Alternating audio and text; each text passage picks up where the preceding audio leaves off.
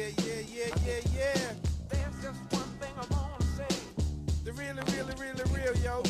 There's just one thing I wanna say. Thing I wanna say. Thing I wanna say. Peace and greetings to you. This is Amuna Yisrael, affectionately known as the First Lady of Debate Talk for you. I have enjoyed coming to you week after week, season after season, growing together, speaking about the difficult topics, investing the energy, time, and effort with our brothers and sisters on the panel. Today, I would like to come to you with an opportunity for you to invest in something that I've been working on and that's near and dear to me. It's called the Yummy Cottage. You can learn more about it at www.gofundme.com/the Yummy Cottage. We're currently fundraising so that we can get it off the ground, and your help would be appreciated. Once again, www.gofundme.com/the Yummy Cottage. Check the link in the box and hope to hear from you soon.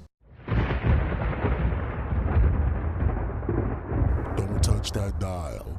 You're now listening to Debate Talk Free Radio.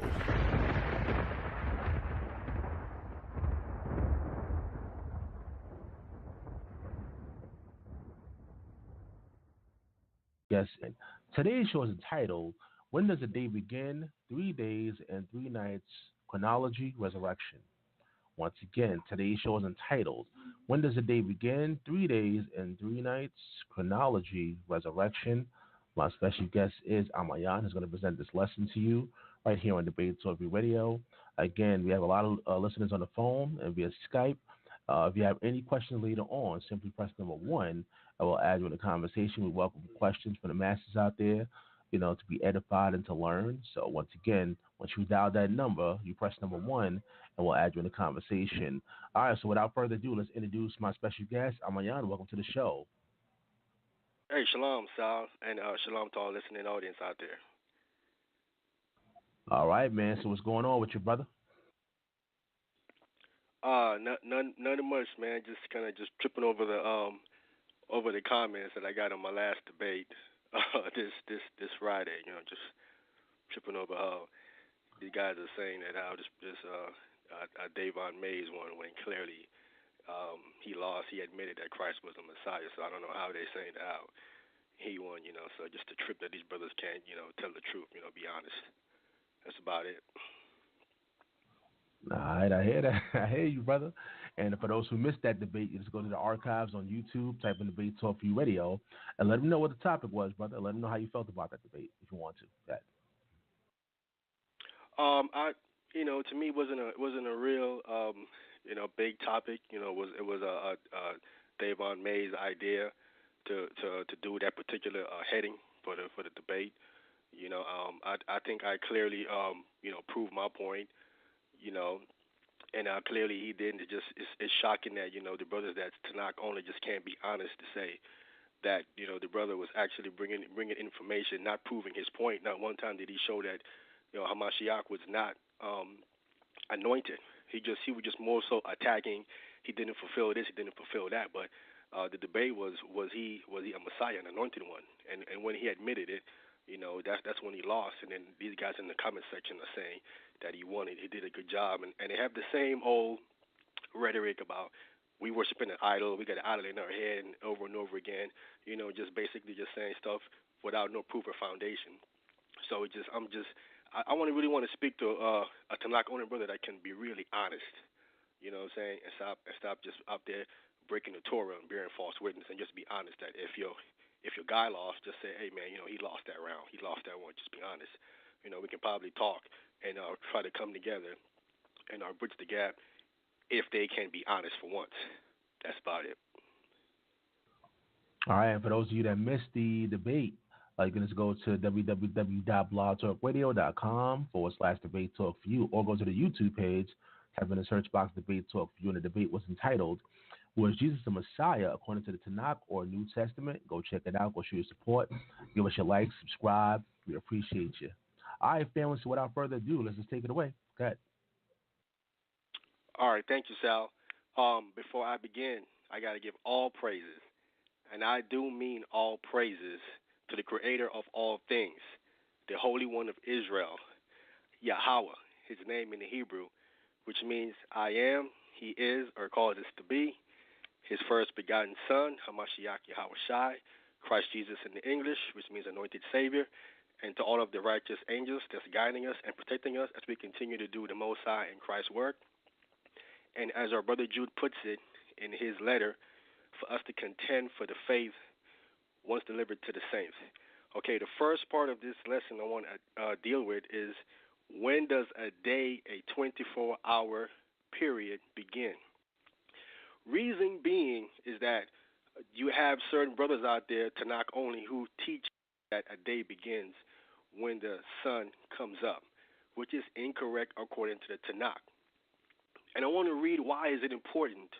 Why is it so important that we understand when a day begins? Is it a big deal or is it a small deal? I want to go to the book of Exodus chapter 31, and I want to start at verse 13.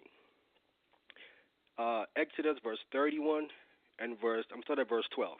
It says, "And Yahweh spake unto Moses, saying, Speak thou also unto the children of Israel, saying, Verily my Sabbaths ye shall keep, for it is a sign between me and you throughout your generations, that ye may know that I am Yahweh, that doth sanctify you."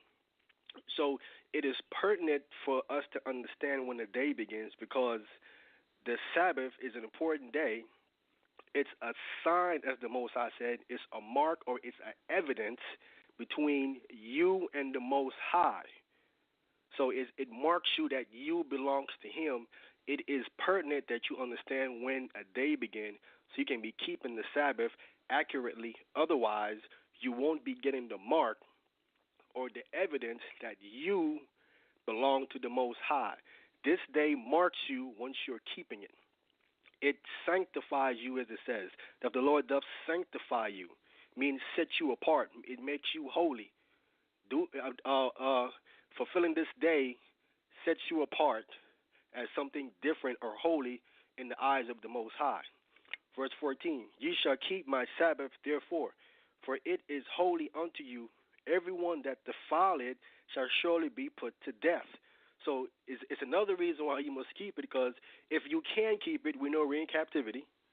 We know we must work and do certain things in captivity, but if you're not working, and if you can't keep it, and you know you must keep it, you're supposed to be keeping it, because if not, you're in danger of judgment. It goes on to say, "For whosoever doeth any work therein, that soul shall be cut off from among his people." Verse 15, 6 days may work be done, but in the seventh is the Shabbat of rest, holy to the Most High, to Yahweh. Whosoever doth any work in the Sabbath day, he shall surely be put to death. So it's clear here that we must be keeping the Shabbat. And by keeping the Shabbat, you must understand when the Shabbat start. Verse 16, "Wherefore the children of Israel shall keep the Sabbath to observe the Shabbat throughout their generation for a perpetual covenant." Perpetual meaning forever. It's everlasting covenant. So keeping the Shabbat is also a contract that has to be kept with the Most High. Verse 17, "It is a sign between me and the children of Israel forever," it says. And once again, it's a mark of evidence between you and the Most High that you belong to Him. He's putting a mark on you. And this goes back to Ezekiel, I think it's Ezekiel 25, when it said, put a mark on all the people that sigh and cry. So once again, this is the mark that is placed upon you by keeping the Shabbat. It says, "For in 6 days Yahweh made heaven and earth, and on the seventh day He's rested and was refreshed." So this is the importance of you finding out when the day begins, so you can accurately keep the Shabbat, so you can be marked by the Most High, set apart. From there, I want to go into it now. Genesis chapter 1, and I want to start at verse 1. Now, I want to say this. I'm not going to go off into it, but I just want to say this briefly, that Genesis chapter 1, verse 1 in the English is not what it says in the original Hebrew.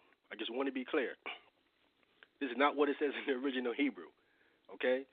And if I have time, most I will in the future, I want to go off into it and bring out what it actually says in the Hebrew in the future. But for now, I'm going to read it in this English here, which is an incorrect translation from the original Hebrew, a word-for-word translation. Genesis chapter 1, verse 1. In the beginning, God created the heavens and the earth. Verse 2. And the earth was void, without form, and the earth was without form and void, and darkness was upon the face of the deep. And the Spirit of God moved upon the face of the waters, and God said, let there be light. And there was light. And God saw the light that it was good, and God divided the light from the darkness. And God called the light day, and the darkness he called night, and the evening and the morning were the first day. Okay, so now we have that. Now let me back up to verse 2. And the earth was without form and void, and darkness. Now we understand that the Most High called the darkness night. So here it would say, and night was upon the face of the deep, because he called the darkness night. So we have night first. Then we go down and it says, and the Spirit of the Most High moved upon the face of the waters, and God said, let there be light. Then come the light afterwards. He goes on to say, and there was light, and the Most High saw the light that it was good, and God divided the light from the darkness, which he called night, and God called the light day, and the darkness he called night, and the evening and the morning were the first day. So I'm establishing that we have night first, even from the beginning, and then he said, let there be light, and light came second. So you have night, then you have day. Okay, so now we're having a 24-hour period there. From there, I want to jump down to verse 14. And God said, let there be lights, more than one, in the firmament of the heavens to divide the day from the night, and let them be for signs, and for season, and for days, and for years. So together, when he says let them, talking about the sun and the moon, them together, they can be for signs, which is things to come, and for seasons, which is Moed or Moedim, which is the appointed times, and for days, meaning now you can use these two to calculate when a day begins. So we understand that the night was first, and then the day came second. Okay, he says, and for years, and let them be for lights in the firmament of the heavens to give light upon the earth. And it was so. And the Most High made two great lights, the greater light to rule the day, and the lesser light to rule the night. He made the stars also. So we understand that the lesser light, the moon, rules the night, and the greater light, the sun, rules the day. This is important to remember. Okay? I'm about to bring that up right now. From there, I just want to establish that fact. I want to come to the book of 1 Samuel, chapter 1. 1 Samuel chapter 20. 1 Samuel, the 20th chapter, and I want to start at verse 24, down to verse 27.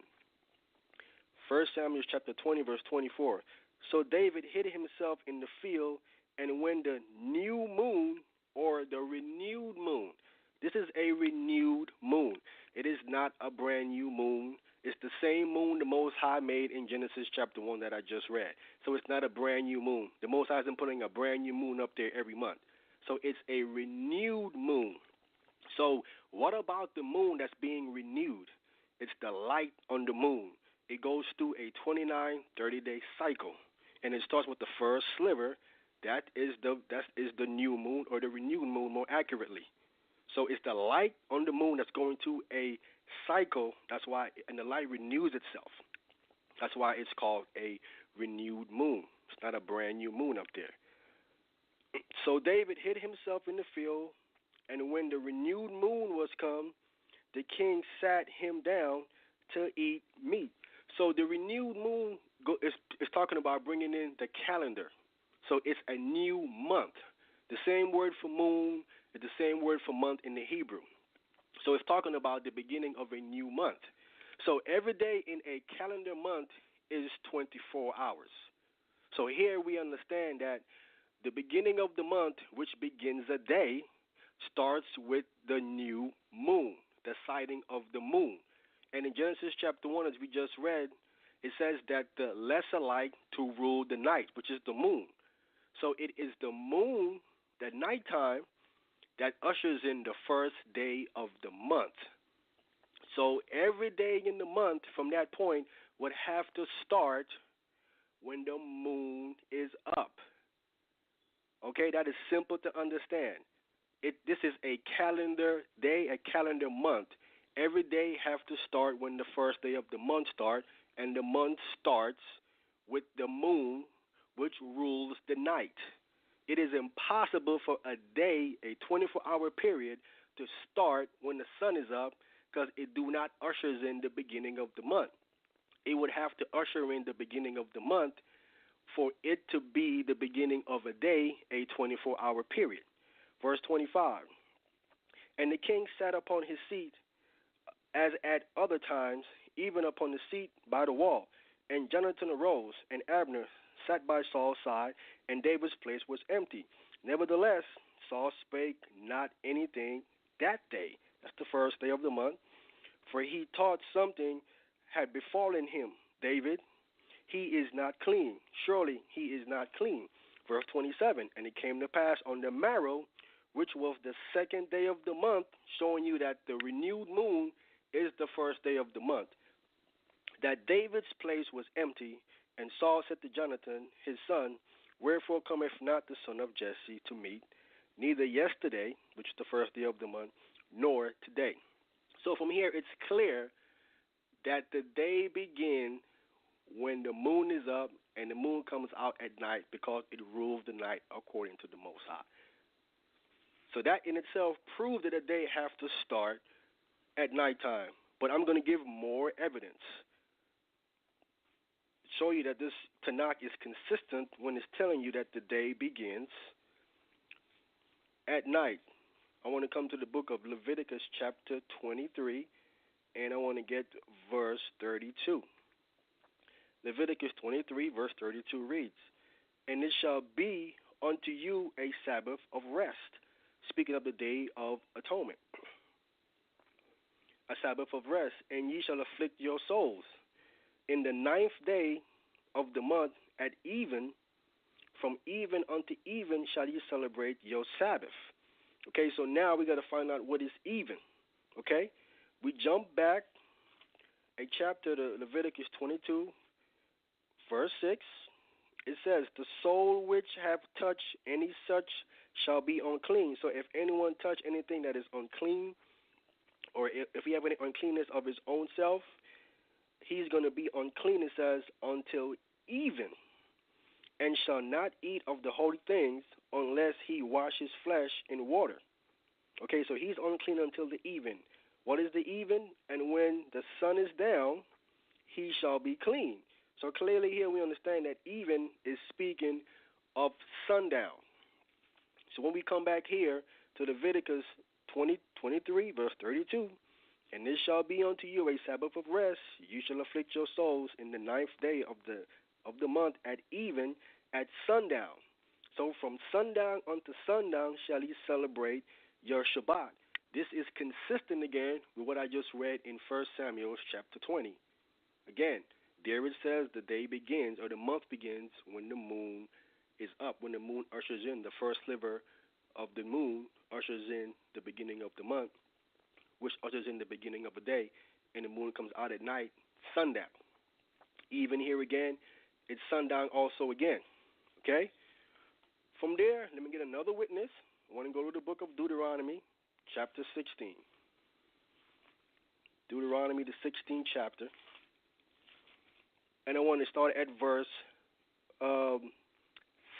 5. Deuteronomy chapter 16, verse 5. Thou mayest not sacrifice the Passover within any of thy gates, which Yahweh thy God giveth thee, but at the place which Yahweh thy power shall choose to place his name in. There thou shalt sacrifice the Passover, it says, at even. When is even? At the going down of the sun, it says here. At the season, at the appointed time, that thou camest forth out of Egypt. And Israel came out of Egypt at night. I'm going to jump up to verse 1. It's going to tell you the same thing. Deuteronomy chapter 16, verse 1. It says, observe the month of Abib and keep the Passover unto Yahweh thy power. For in the month of Abib, the Lord thy power brought thee forth out of Egypt by night. Again, showing you again, we came out at nighttime. We came out on the 15th day of the first month on the Feast of Unleavened Bread. We prepared it on the 14th day. We killed it at 3 p.m., and then we began to eat it with our garments on and our boots on, and we began to exit out of Egypt on the 15th day at night. From there, I want to go ahead and read this so we can understand, because we got to understand when we're reading the word even. Even has three meanings to it. Exodus chapter 12, I want to get right to the point, verse 6. And it reads, and ye shall keep it up until the 14th day of the same month. And the whole assembly of the congregation of Israel shall kill it, talking about the lamb. It says in the evening, and in the evening here is between the two evenings in the Hebrew. That's what that means. So when you see the word evening, you got to establish what evening is it talking about. Is it between the two evenings, which would be 3 p.m.? And I know this because Christ is our lamb, and the lamb here, it says, is supposed to be killed between the two evenings. When we come to the Renewed Testament in the book of Mark, it tells us when Christ actually died, and he died at 3 p.m., telling us that between the two evenings is 3 p.m. Okay, so now what would be the first, if between the two evenings it's 3 p.m., what would be the first evening? It would logically be right afternoon. 12:01 would be your first evening. Your second evening would actually be sundown. That's why we get there in Leviticus 23:32 from even, sundown to sundown. So when you see the word even, the context tell you the definition of the word. And if you see between the two evenings there in the Hebrew, then that's when you know it's talking about 3 p.m. That would be in the Tanakh or in the Renewed Testament. I want to come to the Renewed Testament and show you that there are two evenings recorded in the Renewed Testament, that it is consistent with the Old Testament. I want to come to the book of Matthew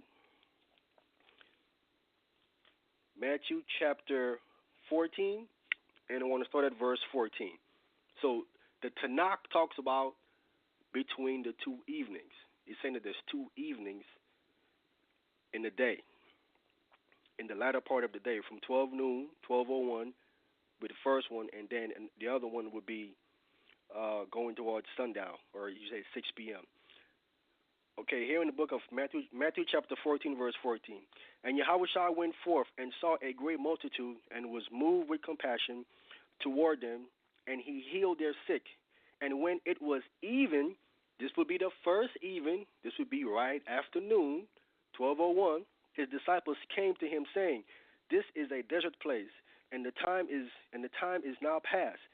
Send the multitude away, that they may go into the villages and buy themselves victuals. So he's telling them, okay, it's like right after midday. This is a desert place. Send them to go get something to eat. Verse 16. But Yahushua said unto them, they need not depart. Give ye them to eat. And they said unto him, we have here but 5 loaves and 2 fishes. He said, bring them hither to me. And he commanded the multitude to sit down on the grass, and took the 5 loaves and the 2 fishes, and looking up to heaven, he blessed and brake, and gave the loaves to his disciples, and the disciples to the multitude. And they did eat, and they did all eat, and were filled. And they took up of the fragments that remained 12 baskets full, and they that had eaten were about 5,000 men, beside women and children. So that's how many people he fed. So that started around 12:01. He started to feed them. We come down Now to verse 22. So he fed 5,000 people beside women and children. So you probably get maybe about 10,000 people there in all that he fed. Verse 22. And straightway Jesus constrained his disciples to get into a ship and to go before him unto the other side, while he sent the multitudes away. And when he had sent the multitudes away, he went up into a mountain apart to pray. And when the even was come, this is the second even again here, another even. This would be going towards 6 p.m., going towards sundown. He was alone. So we have a 6 hours there gap for all these events to take place, and we have enough time for all these things to take place for him to actually feed about 10,000 people, for them to actually pass the food out, for them to eat it, him to send them away, and then go up to a mountain for him to pray alone. So we see here clearly that there's 2 evenings here, and both of them happen in the same day, the day portion of a 24-hour period, just as the Tanakh states that there are 2 evenings, it says, between the 2 evenings. So it's clearly from the Tanakh, a day have to begin at night, at sundown. I want to read one more place in the Tanakh, in the book of Deuteronomy. There's many more I can read, but I don't think there's no one that can come and say anything different than what the Tanakh is saying when a day begins. Okay? If someone can, I would love to hear from you. Deuteronomy chapter 24, and I want to read at verse 14. Deuteronomy 24, verse 14 and verse 15. It says, Thou shalt not oppress an hired servant that is poor and needy, whether he be of thy brethren or of thy strangers that are in thy land within thy gates. At his day, talking about payday, at his day, his payday, thou shalt give him his hire. Okay? Pay him. Neither shall the sun go down, it says, upon it. So you're supposed to pay him on his day. At his day. The day that you agreed upon to pay this man, you're supposed to pay him for his hire in that day. And it specifically states, neither shall the sun go down. Because if the sun go down, it's another day. You won't be paying him at his day. You're now falling into another day. You're now violating the agreement to pay him on a certain day because the sun have went down, ending that previous day and starting another day. So again, it says, At his day thou shalt give him his hire, neither shall the sun go down upon it, for he is poor, and setteth his heart upon it, lest he cry against thee unto Yahweh, and it be sin unto thee. So here again, all over the Tanakh, it's clear that a day begins when the sun is down. Okay?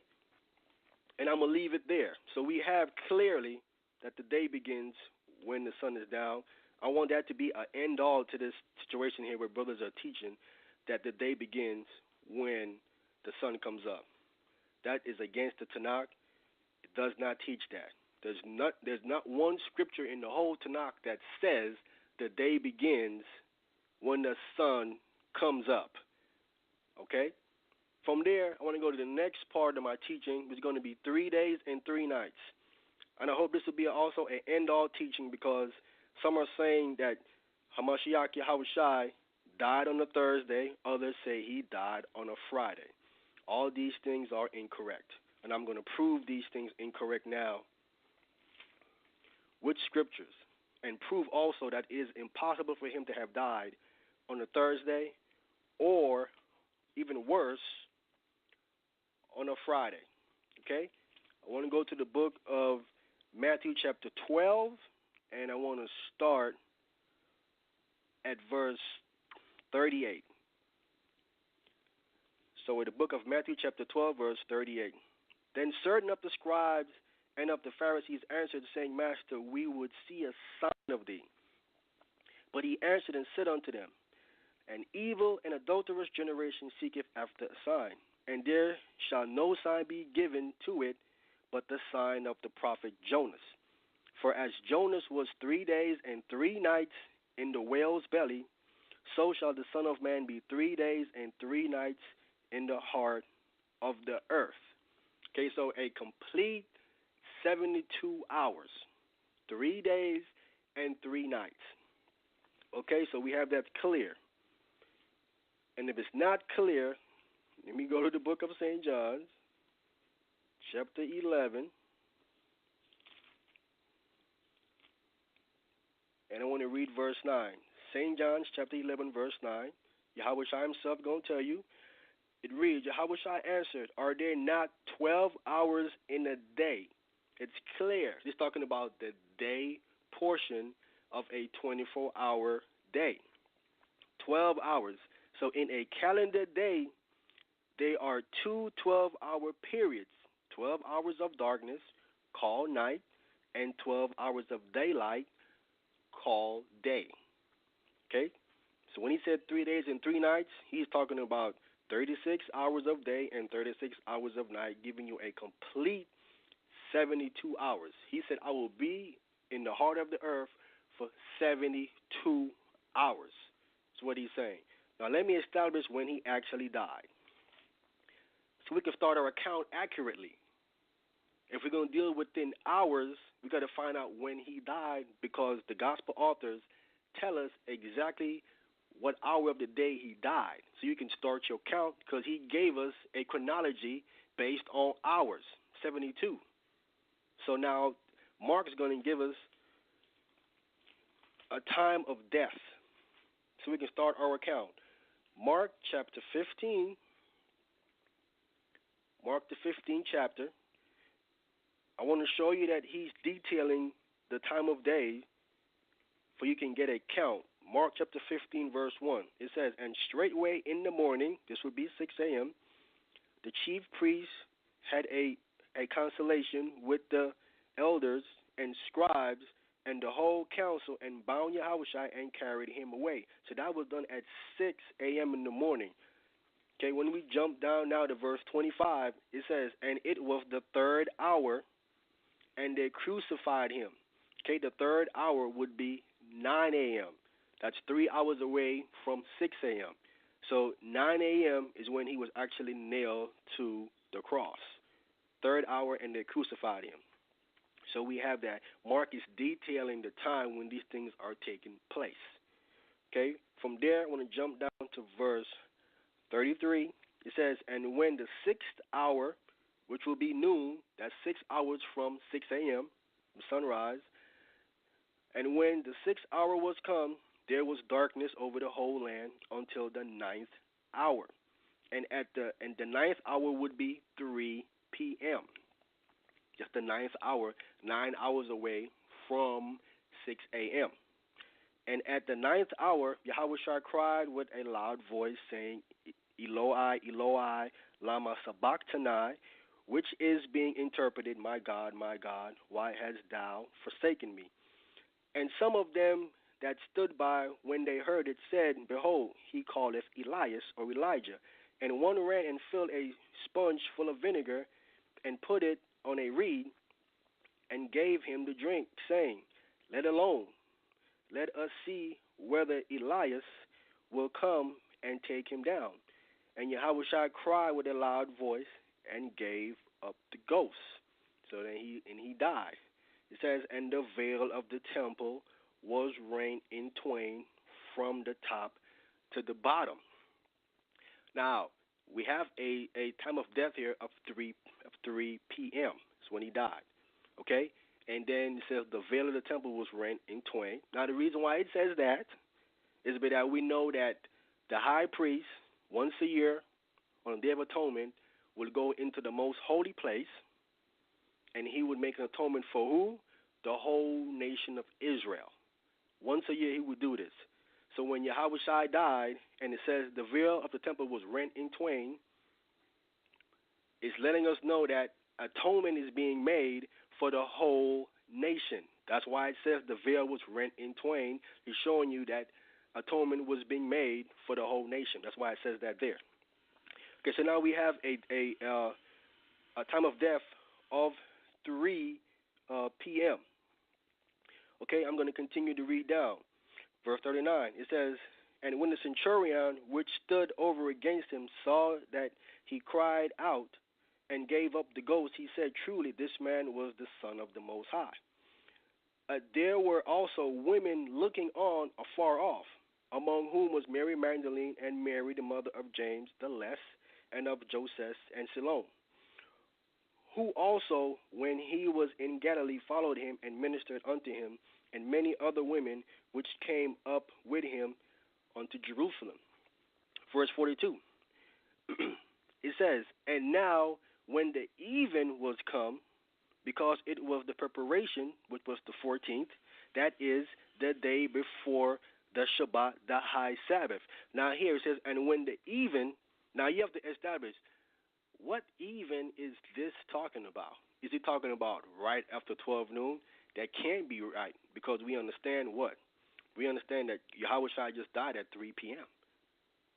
So it can't be after 12 noon. That would eliminate that interpretation of it.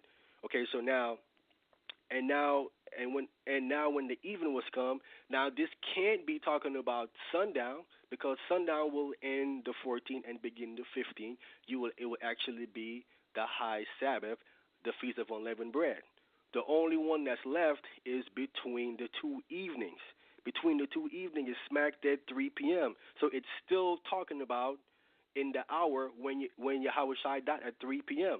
So Joseph being there, seeing him die at 3 p.m., and when even was come, he says, because it was preparation, that is the day before the Shabbat, Joseph of Arimathea, an honorable counselor, which also waited for the kingdom of the Most High, came and went in boldly unto Pilate and craved the body of Yahweh Shai.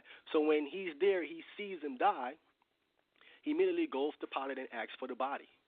Right between the two evenings at 3 p.m., he sees this, he goes immediately. He did not wait until the sun went down to go and ask for the body. He'd be sitting there 3 hours to go ask for the body. Wouldn't make any sense.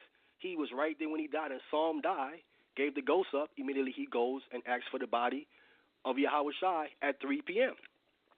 Okay, continuing. And Pilate marveled if he were already dead, because usually these men be on this cross for like a week. So Christ was nailed on there at 9 a.m., and 3 p.m., 6 hours later, he was dead. It said, and calling unto him the centurion, he asked him whether he had been any while dead. So Pilate wanted to know, was he dead long? Again, usually they'd be on there for a week. Verse 45, and when he knew it of the centurion, he gave the body to Joseph. It says, and he brought fine linen and took him down and wrapped him in linen and laid him in a sepulchre which was hewed out of rock, and rolled a stone unto the door of the sepulchre. And Mary Magdalene and Mary, the mother of Joseph, beheld where he was laid. So they saw when he was laid.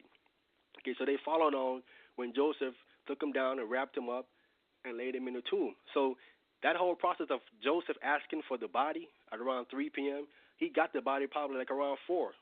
Because we read in the book of St. John's where the centurion came and broke the leg of the other two that was there. And when he came to Christ, he didn't break his leg. He cut his side open, and it says blood and water came out. So he didn't break Yahweh Shai's legs. So then he knew that he was dead. He goes back to Pilate and tells him, yes, he's dead. Pilate tells Joseph, you can have the body. He go get the body with his servants, takes him down, wrap him in linen, put him in the tomb. It was a garden tomb that was close to where he died at. I'm going to read it. So Mary Magdalene and these other women here, they saw where he was laid. Okay? I want to read in the book of Luke, because Luke gives us some additional information here that Mark don't give us. That's why you have to read all of the gospel to get the picture of the ministry of Hamashiach Yahweh Shai. You cannot understand the full picture if you don't read all 4 Gospels. You would miss it. Okay? I want to go to the book of Luke, chapter 23, and I want to start. I want to start at verse 54. It says, and that day was the preparation day, and the Sabbath drew on, meaning that the Sabbath was approaching. You can look up this Greek word there. It will tell you that it's talking about the Shabbat approaching. The Shabbat has not came yet. Talking about the high Sabbath didn't come yet. It means that it was approaching, verse 55.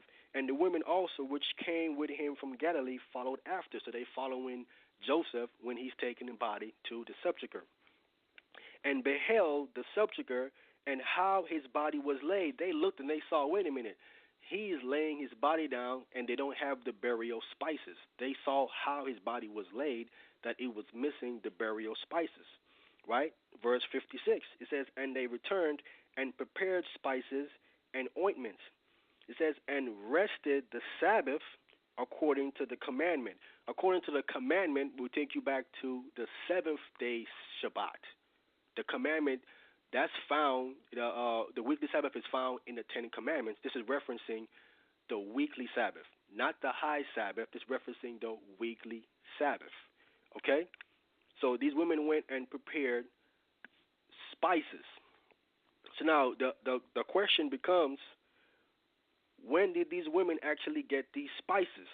But before I even get to that, I've got to read here in the book of St. John's chapter 19, what happened, because the women missed the situation here, the reason why they went and they bought these spices. So now Joseph gets the body again, like about 4. He gets it into the tomb by about 4:30. The women see how he's laid. He's laid without the spices. They leave immediately. Right behind the woman about to read it comes Nicodemus with the burial spices. He comes probably maybe around 4:45. They just missed him. The woman just missed him. Well, he just missed the women. He comes around 4:45 with the burial spices. He go ahead and put the burial spices on Yahweh Shai, and he's done probably about, because it don't take long. He finished about 5. Latest 5:15, 5:30, he's gone, because he must go back and purify himself and be ready for the Shabbat, the Feast of Unleavened Bread. So St. John chapter 19, starting at verse 38, it said, and after this, Joseph of Arimathea, being a disciple of Yahweh Shai, but secretly, for fear of the Jews, besought Pilate that he might take away the body of Yahweh Shai. And Pilate gave him leave. He came, therefore, and took the body of Yahweh Shai. And we know what he did with it. It says, and there came also Nicodemus, which at the first came to Yahweh Shai by night. It says, and brought a mixture of myrrh and aloes, about a 100-pound weight. So here come Nicodemus with his servants, and they coming, bringing the burial spices, but the women missed him. The women didn't see him. They left, and he came afterwards. Verse 40, then took they the body of Yahweh Shai and wounded, meaning they wrapped it up. They took the clothes, took the wrapping that Joseph had on it off, put the burial spices on it, and re-wrapped him up again, and wounded in the linen cloth with the spices, as the manner of the Jews is to bury. Now, in the place where he was crucified, there was a garden, and in the garden a new sepulchre, wherein was never man yet laid. So this was a brand new tomb. No man ever been in there, and it was close to where Yahweh Shai was crucified, a garden area. Okay, verse 42.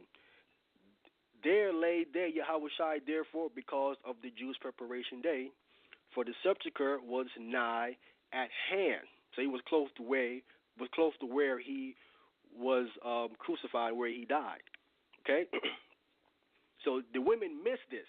So this is the reason why the women went and bought spices, because they didn't see Joseph put the burial spices on Yahweh Shai, so they leave, but not knowing that Nicodemus came behind him and put the burial spices, showing you that Joseph and Nicodemus already had the plan put together to bury Christ in that manner, because Christ was saying for a week before that he was going to die, and Joseph was Christ's disciples in secret. So Christ told him and Nicodemus what to do when he died, to come get his body and bury him in a certain manner here. We see them here executing it to perfection. The women just missed the last part of it when Nicodemus came and put the burial spices on him. So they're going to go buy spices. So now I want to read in the book of Mark where the woman went and actually bought spices. And I'm going to come back to that. I just want to establish here that the woman bought spices. That's all I want to show. Mark chapter 16, verse 1 and 2. And when the Shabbat was passed, Mary Magdalene and Mary, the mother of James and Salome, had bought sweet spices that they might come and anoint him. Okay, so they bought spices. So now, if he's in the tomb and it's around 4:30 going on 5, the women don't have time that day to go and buy no spices because it's almost the Shabbat. It's almost the Feast of Unleavened Bread. It's getting dark. These stores are going to be closed.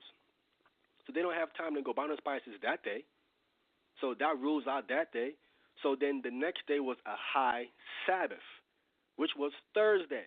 That was a high Sabbath. So they couldn't buy nothing that day neither. That was Thursday. The only open day they had open was Friday.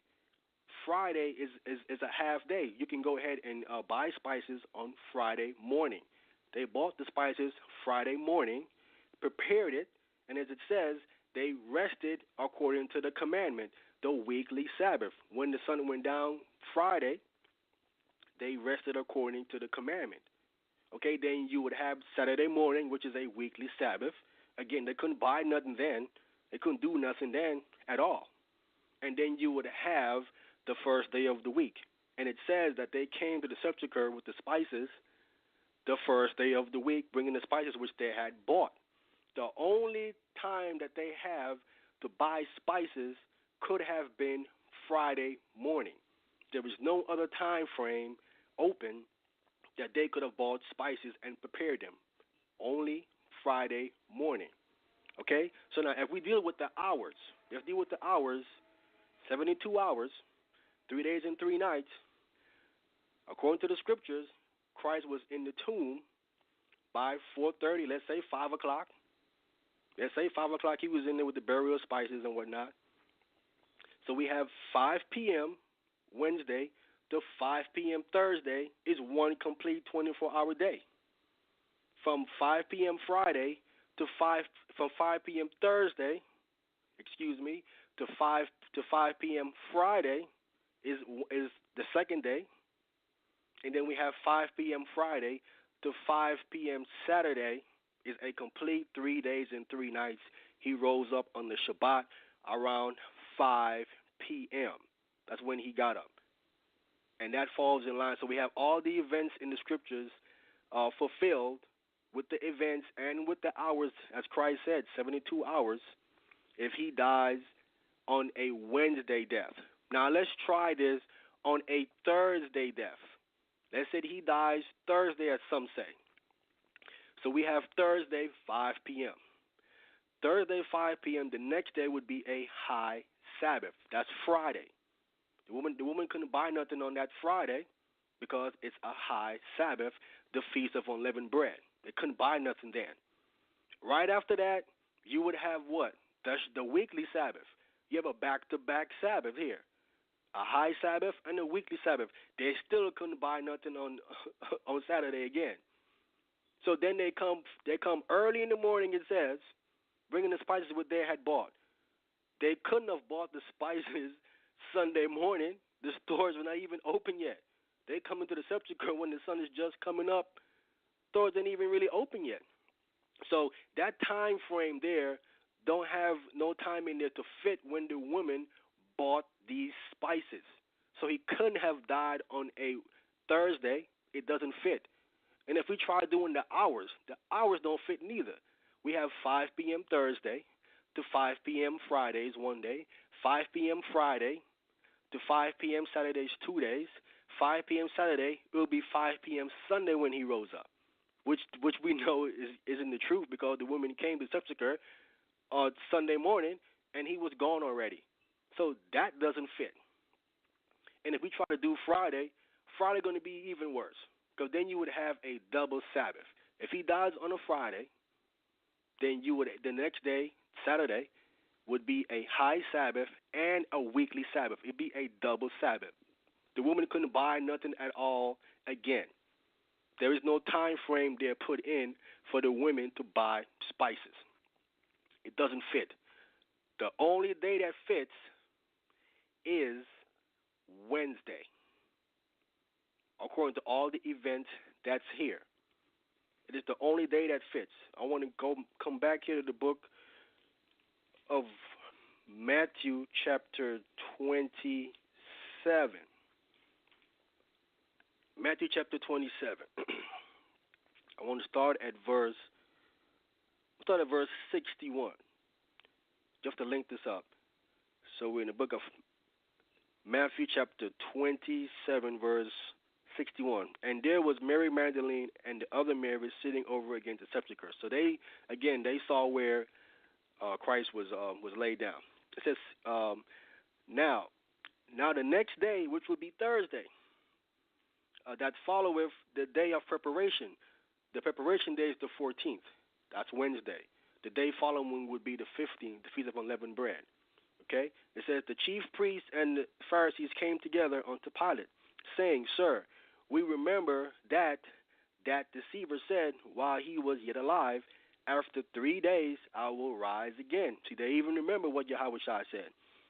Verse 64, command therefore that the sepulchre be made sure until the 3rd day, lest his disciples come by night and steal him away, and say unto the people, he is risen from the dead. So the last error shall be worse than the first. Pilate said unto them, ye have a watch. Go your way, make it as sure as ye can. So they went and made the sepulchre sure, sealing the stone and setting a watch. So now when Joseph put Yahushua's body in the tomb, he just rolled a stone over it. So when Nicodemus came, he came and just rolled the stone away, went in there and did his thing. But this watch here with the Pharisees, it said that they went and they sealed it. They put a nail into the rock and they sealed it. There are pictures online of this. This actually happened. There is proof of this online.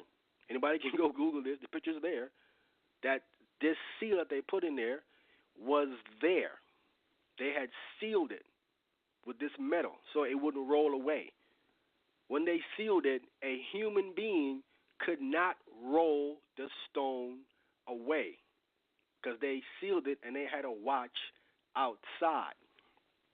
This is important to understand to my next part of this teaching that I have going here. Okay, so it's clear what I brought out just now. Yahushua had to have died on a Wednesday. No other day fits the events and the hours in the scriptures. Okay?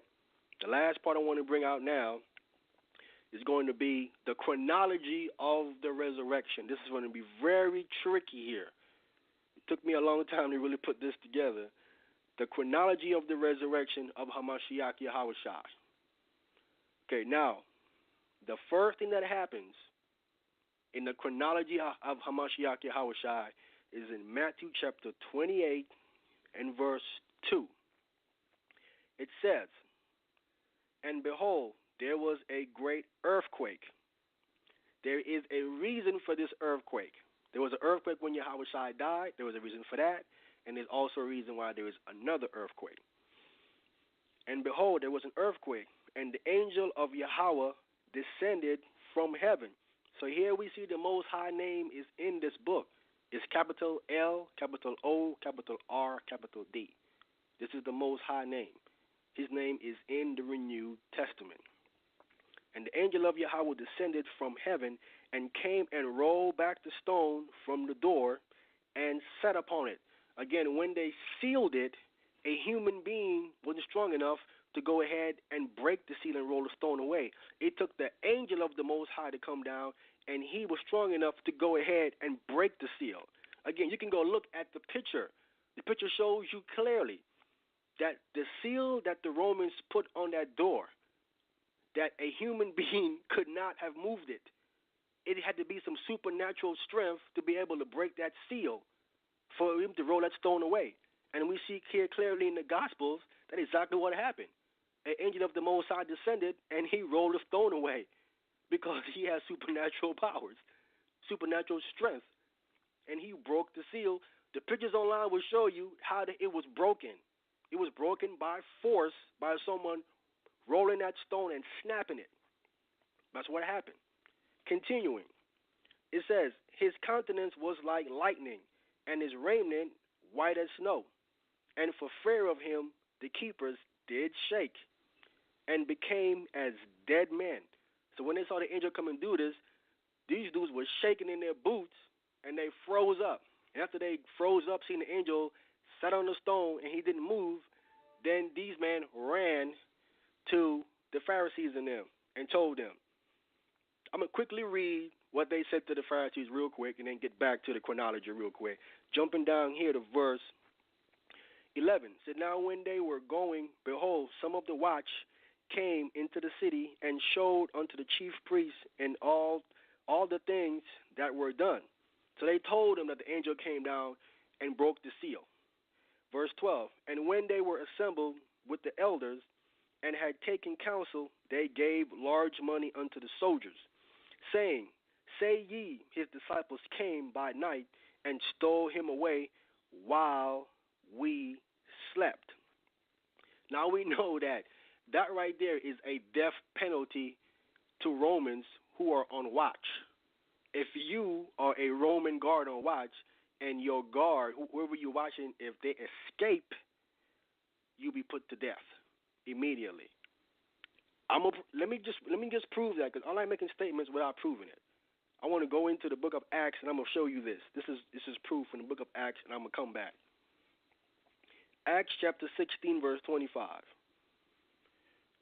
Get right. Acts chapter 16, start at verse 25. Acts, the 15th chapter, verse 25. And at midnight, Paul and Silas prayed and sang praises unto Yahweh. And the prisoners heard them. And suddenly there was a great earthquake, so that the foundations of the prison were shaken. And immediately all the doors were open, and every man's bands were loose. And the keepers of the prison, awaking out of his sleep, and seeing the prison doors open, he drew out his sword and would have killed himself, supposing that the prisoners had been fled. See, this man knew that when he saw these doors open and he seen no prisoners in there, he was going to kill himself, because he knew that it doesn't matter. He was going to die anyway. It's going to kill him. It's a death sentence once you guard somebody in Roman times and the people get away. So he was ready to kill himself. Okay, verse 28. But Paul cried with a loud voice, saying, do thyself no harm, for we are all here. So Paul stopped him, showing you that when you're on guard as a Roman and you say someone got away or someone did something, you was put to death. Okay, so clearly we see this what happened here. Coming back to the book of Matthew chapter 28, verse 14. It says, and if this come to the governor's ears, we will persuade him and secure you. So they took the money and did as they were taught, and this saying is commonly reported among the Jews unto this day. Okay, so they went ahead and lied and said that this angel didn't come down and broke the seal and rolled the stone away. From there, so now that's the first event that happened. The angel came and rolled the stone away. I want to come to the book of Mark, chapter 16.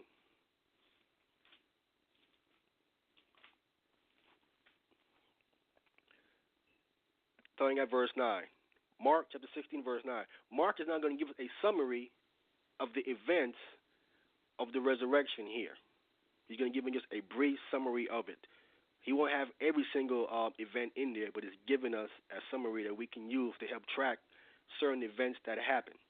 Mark chapter 16, verse 9. It says, now when Yahushua was risen, it says, early the first day of the week, we know he rose on the Shabbat according to the math, according to the events. Okay, so he didn't rise on the first day of the week. So he was already risen. So now when Yahushua was risen, early the first day of the week, he appeared first to Mary Magdalene, out of whom he had cast out 7 devils.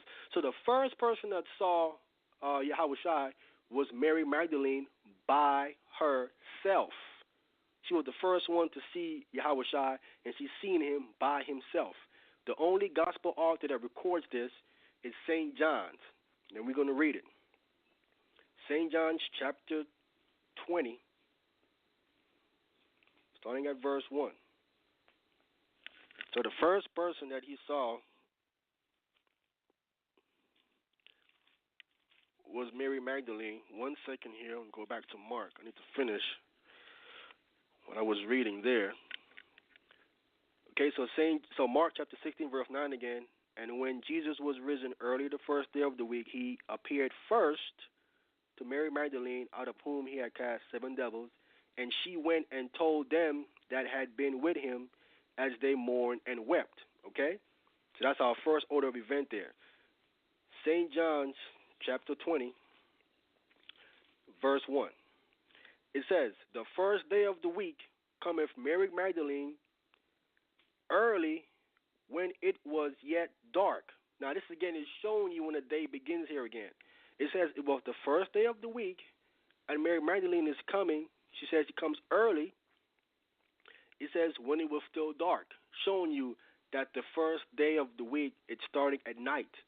Because when she came, it was still dark, and it's calling it the first day of the week. Consistency again from Tanakh to the Renewed Testament, again, that the day begins at night. It couldn't have called it the first day of the week if the sun wasn't up yet, but showing you that it was still dark, well, the sun wasn't up, but it was called the first day of the week. It says, and early. Early, you go to this Greek word, early. This word is P-R-W-I, and it's pronounced pro-e. Pro-e is talking about the daybreak watch.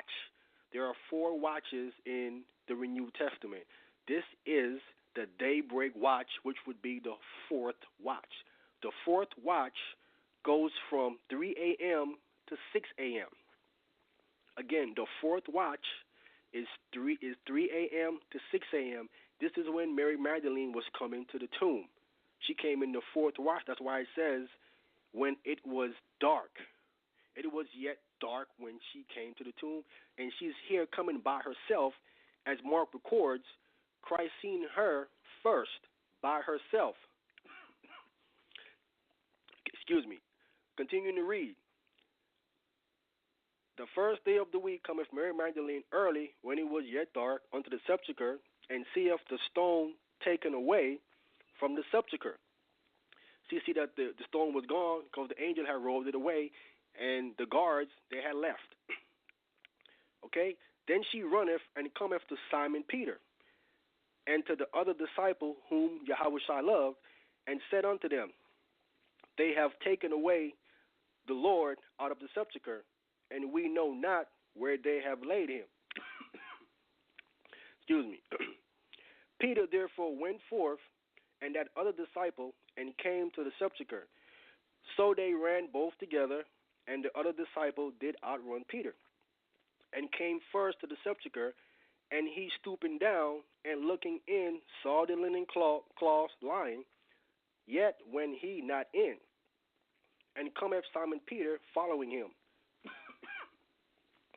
and went into the sepulchre, and seeth the linen cloth lie, and the napkin that was about his head not lying with the linen cloth. All these things have been pointed out for a reason, and I won't go into them now. Continue, it says, but wrapped together in a place by itself. Then went in also that other disciple, which came first to the sepulchre, and he saw and believed. Verse 9. For as yet they knew not the scripture that he must rise again from the dead.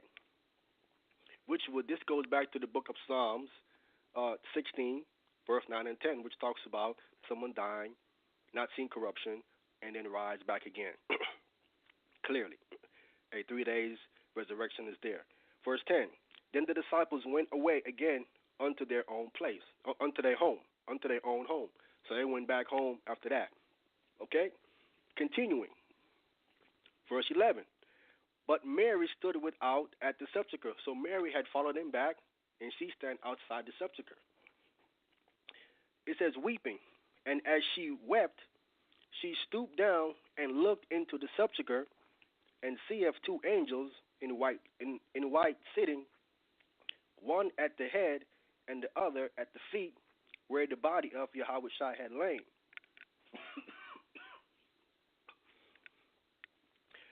Verse 13, and they say unto her, Woman, why weepest thou?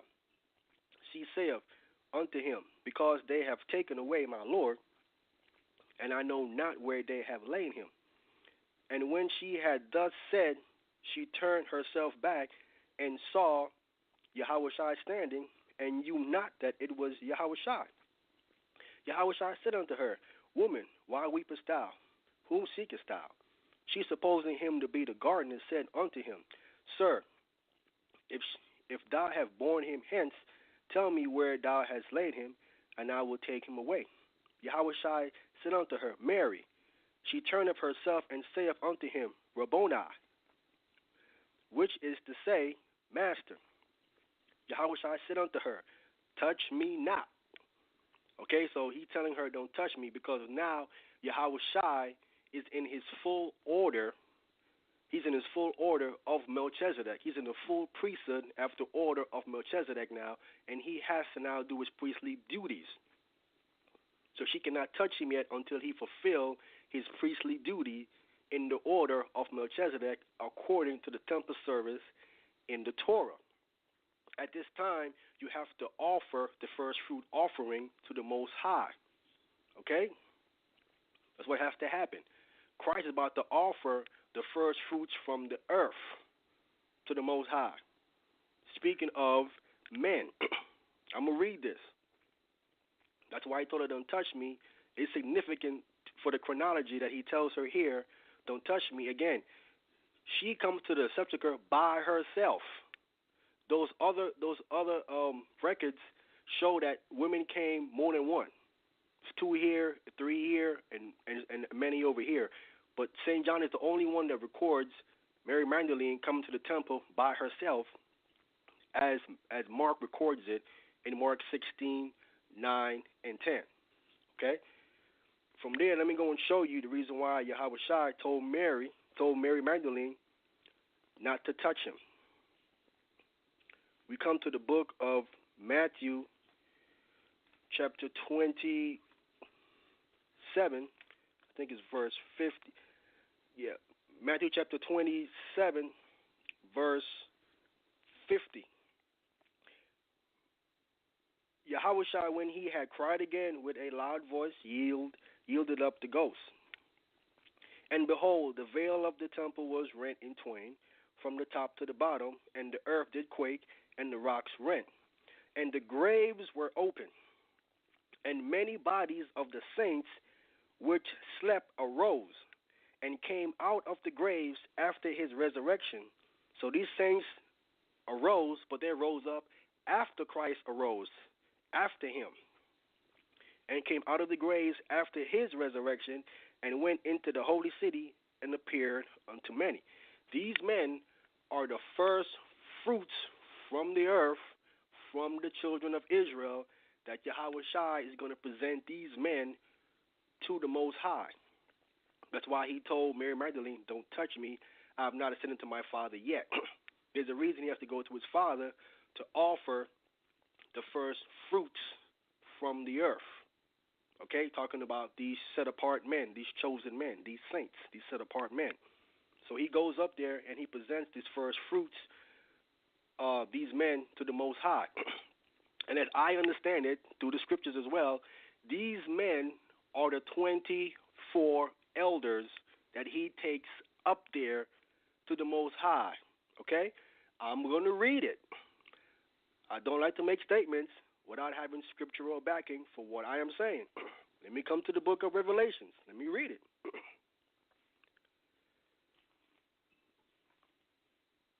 So we come to the book of Revelation. I want to start at chapter 4. We'll start at verse 1. It says, after this I beheld, It says, after this I looked, and behold, a door was open in heaven, and the first voice which I heard was as it were of a trumpet, talking with me, which said, come up hither, and I will show thee things which must be hereafter. And immediately I was in the spirit, and behold, a throne was set in heaven, and one sat on the throne. And he that sat was to look upon like a jasper and a sardine stone. And there was a rainbow round about the throne, in sight like unto an emerald. And round about the throne were 24 seats, and upon the seats I saw 24 elders sitting, clothed in white raiment, and they had on their heads crowns of gold. Now, once we jump back to chapter 3, verse 5, Christ says this. It says, "He that overcometh, the same shall be clothed in white raiment, as the 24 elders are." Okay? "And I will not blot his name out of the book of life, but I will confess his name before my Father and before his angels." So when he goes up and bring the first fruits, these 24 elders, they are given white raiment because they overcame. Okay? And he confessed their name before the Most High and before the righteous angels in heaven. Coming back to Revelations here. So we see that these men are there. Okay? These 24 elders. I want to jump down to chapter 5. And I want to start at verse 1. Okay, and it says, "And I saw in the right hand of him," talking about the Most High Yahweh, "that sat on the throne, a book written within and on the backside, sealed with 7 seals. And I saw a strong angel proclaiming with a loud voice, Who is worthy to open the book and to loose the seals thereof? And no man in heaven, nor in earth, neither under the earth, was able to open the book, neither to look thereon. And I wept much, because no man was found worthy to open and to read the book, neither to look thereon. And one of the elders, the 24 elders, said unto me, Weep not. Behold, the Lion of the tribe of Judah, the root of David, hath prevailed to open the book and to loose the seals, and to loose the 7 seals thereof. And I beheld, and lo, in the midst of the throne and of the 4 beasts, and in the midst of the elders stood a lamb, as it had been slain, having 7 horns and 7 eyes, which are the 7 spirits of God, sent forth into all the earth. And he came and took the book out of the right hand of him that sat upon the throne," showing you here proof that Yahweh Shai is not the Most High. He took the book out of the Most High hand. Clearly right here. Okay? Verse 8. "And when he had taken the book, the 4 beasts and the 24 elders fell down before the Lamb." They was paying him homage. They wasn't worshiping him. They was paying him homage. Okay? Fell before the Lamb, having every one of them harps and golden veils full of orders, which are the prayers of the saints. You can read more about that in the 8th chapter, verse 3 and verse 4. Okay, verse 9 here. And they, talking about the 24 elders now, sung a new song, because these men was redeemed from the earth. They sung a new song. "Thou art worthy to take the book and to open the seals thereof, for thou wast slain and has redeemed us." Clearly, can't be talking about the angels in the heavens, because Yahweh Shai's death was not redeeming any angels in the heavens. He's talking about redeeming men on the earth, specifically the nation of Israel. These 24 elders are saying, because you has redeemed us. You have been slain and has redeemed us to the Most High by thy blood, out of every kindred and tongue and people and nation, showing you that you have Israelites scattered in every tongue and every nation on the earth, because we know that through the scriptures, Christ's blood only covered the nation of Israel. And we hear specifically here that these men were redeemed out of every nation, so Israel was scattered in every nation, as we read this in the book of Acts chapter 2 at Pentecost, when they came from all these different nations all around the world, where Israel was scattered. So it isn't that this is talking about anyone outside the nation of Israel. These men are from the nation of Israel, which were scattered abroad. Okay? Verse 10 is the last verse. It says, "And has made us unto our God kings and priests, says, and we shall reign on the earth. So these 24 elders are talking about them reigning on the earth, showing you they were originally from the earth, who Christ took up the first fruits. Okay? And they're going to, when Christ come back, they're going to come back with him, and they're going to reign on the earth, and they're going to be, as they say, kings and priests, just like Yahushua is. He is a king and a priest in the order of Melchizedek. That's how he's operating now. As I am speaking, Yahushua is operating in the order of Melchizedek. From there, I want to come back. So now we see clearly the order of events of the resurrection is that Mary Magdalene, is that the angel comes and rolls the stone away first. Mary Magdalene goes to the tomb early in the morning, like around 3 a.m., between 3 and 6 a.m. She goes there by herself, sees the tomb open, tells Peter, tells John. They go to the tomb. They see it. They go home. She goes back. She meets Yahushua. Yahushua tells her, don't touch me. I ain't went to my Father yet. Okay? Clearly we see that. The next part of the chronology of the resurrection is in Matthew chapter 28, starting at verse 1. And it reads, it says, in the end of the Shabbat, as it began to dawn toward the first day of the week, so now it's coming toward the first day of the week, came Mary Magdalene and the other Mary to see the sepulchre. So now Mary Magdalene goes and she tells this other Mary don't believe Mary Magdalene or what she said. She want to see for herself.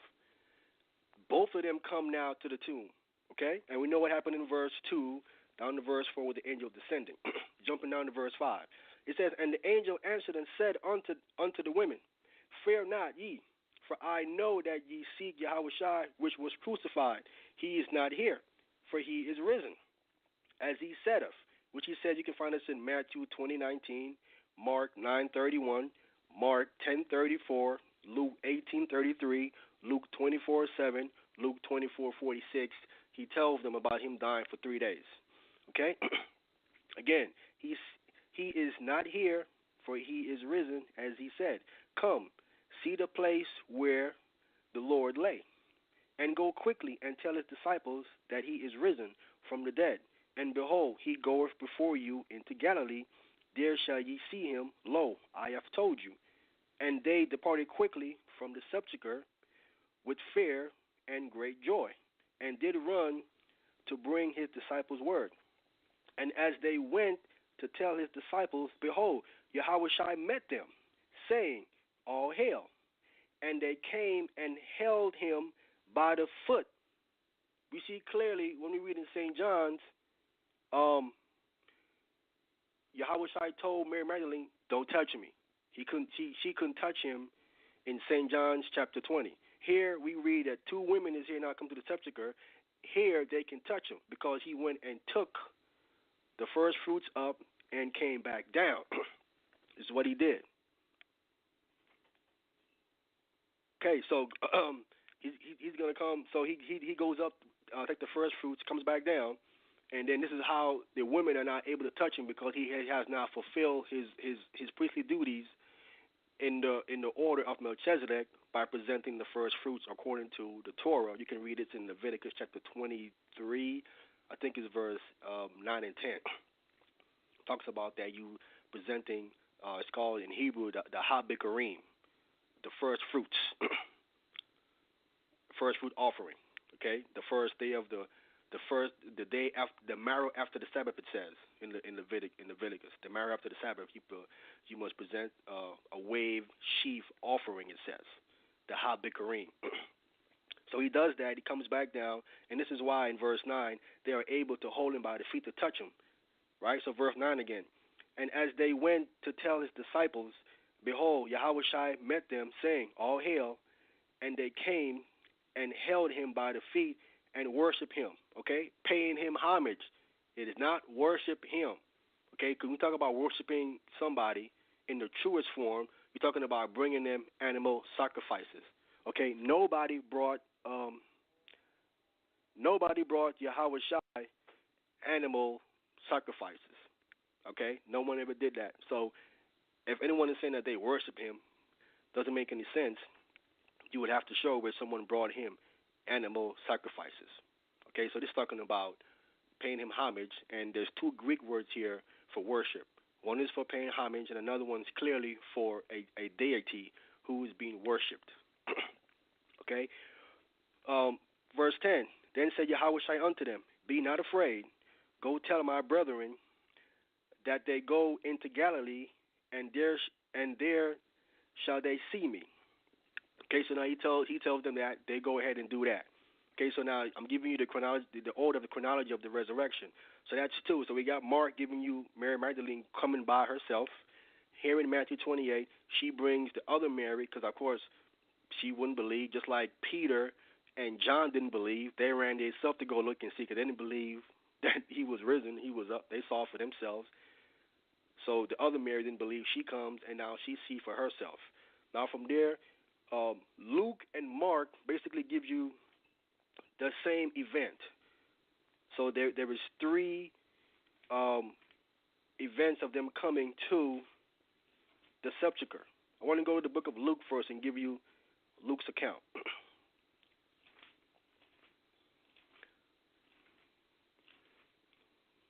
And while I'm here, because I actually forgot to address something when I was bringing out the 3 days and 3 nights. Okay? As a matter of fact, let me quickly address it here while I remember. In the 3 days and 3 nights that I was bringing out, there's a scripture here in the book of Luke that some can read, and it might sound like Yahweh Shai died on a Thursday. So I want to clear it up real quick. Okay? Luke chapter 24, real quick. And I want to read verse 24 real quick. Sorry, Luke 24, I want to read verse 19. Excuse me. Luke 24, verse 19. And he said unto them, this is Yahweh Shai speaking. He says, what things?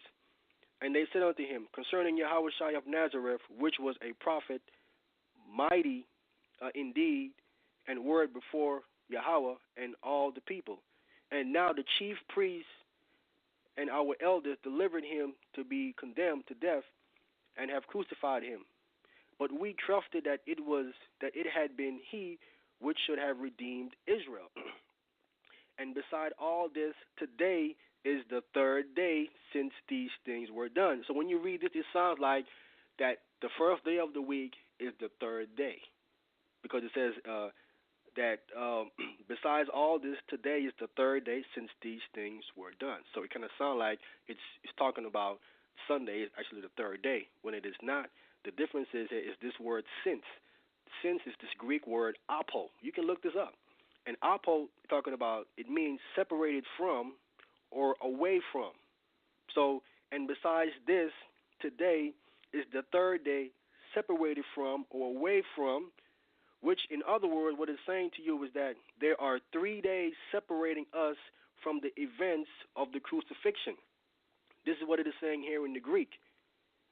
And besides all this, today is the third day separating us or away from these things, or when these things were done, showing you that the first day of the week is actually the fourth day. The fourth day would separate, meaning that the 3 days before it, this day separates 3 days. So there's 3 days before this day, showing you that this is what this Greek word apo is saying. They mistranslated and say since, which if you really get technical with it, since is kind of give you the same understanding, but the Greek definition here, apo, when you look into it, is letting you know that it's separated from or away from. As I brought out the events in hours and the events where the woman bought spices, it can only be Wednesday that he had died. It couldn't be Thursday. So this thing cannot be saying that Sunday, the first day of the week, is the third day, because it would throw off everything else in the whole scriptures, and you couldn't reconcile any of it. It wouldn't make any sense. So this Greek word apo have to be talking about separated from or away from 3 days, making that the fourth day. And everything harmonized and everything fit. Coming back to where I was now, to the chronology, I'm almost finished here with this last part of this teaching here. Luke chapter 24, verse 1. Now upon the first day of the week, very early in the morning, they came unto the sepulchre, bringing the spices which they had prepared. So now Mary Magdalene and the other Mary, they go and tell the other women, and now they're now coming bringing the spices which they had bought. Now they're bringing the spices which they have bought. Now the other women who's bringing the spices, they don't believe what Mary Magdalene and other Mary don't told them. Just like Peter didn't believe, John didn't believe, and when Mary Magdalene told the other Mary she didn't believe, she came with Mary and saw for herself. Those two go back and tell the other women they don't believe, so they come with the spices with the spices because they don't believe. So here we come here, them talking about them reading the spices. What's consistent is that we don't read about no spices in St. John chapter 20 when Mary came by herself. We don't read about no spices in Matthew account when she came with the other Mary. So that's two different events because no spices is even mentioned anywhere. In the book of Luke 24 and in Mark 16, both places mention the women bringing the spices because he's talking about the exact same event. Okay? So again, and upon the first day of the week, very early in the morning, this is when the sun is coming up, they came unto the sepulchre bringing the spices which they had prepared, and certain other women with them. So there was many women coming out. It wasn't just two of them. Many of them. These other women are the other women who don't believe. So they bring in the spices with them. Verse 2 says, and they found the stone rolled away from the sepulchre. And they entered in and found not the body of the Lord Yahushua. And it came to pass, as they were much perplexed thereabout, behold, two men, which is the Greek word aner, stood by them in shining garments. Verse 5, and as they were afraid and bowed down their faces to the earth, they said unto them, why seek ye the living among the dead? He is not here, but is risen. Remember how he spake unto you when he was yet in Galilee, saying, the Son of Man must be delivered into the hands of sinful men, and be crucified, and the third day rise again. And they remembered his words, and returned from the sepulchre, and told all these things unto the 11, and to all the rest. Okay? And it was Mary Magdalene, and Joanna, and Mary the mother of James, and other women that were with them, which told these things unto the apostles. Okay? And their words seemed unto them as idle tales, and they believed them not. So they were telling the other disciples of this stuff now, because Mary Magdalene only told Peter and John, and that was it. And then the other women, and then she went and told the other Mary, and they was going to go tell the other man, but they told the other woman first, who they came with the spices, because they didn't believe, and then they was told again to go tell the disciples, excuse me, because they are not telling the disciples. They're constantly going to get other women and coming back to the tomb. They're not telling the other disciples other things. So when they come back, the angel tell them again, go tell the disciples. Christ meet them, look, go tell my disciples. You guys are not doing that. You guys are coming to the tomb and going back and bringing more women. Go tell the disciples. Y'all ain't doing that. So this third time here, when all of them came with the spices, again, the angel told them again, go tell the disciples. They finally went and they told them. Okay? From there, the last one I want to get is in the book of Mark, the chronology here. Mark is very tricky. All these things are giving you supplementary information. You can put it together and you can get the chronology of the resurrection. This is the last place I want to go, and this will be the end of it. Mark chapter 16, starting at verse 1. It says, and when the Shabbat was passed, meaning was gone by, Mary Magdalene and Mary, the mother of James and Salome, had bought sweet spices that they might come and anoint him. And very early in the morning, the first day of the week, they came unto the sepulchre, specifically at the rising of the sun. Okay, so they come in right at 6 a.m. at the rising of the sun. When Mary Magdalene first went, it was probably around 3 a.m. or 4 a.m.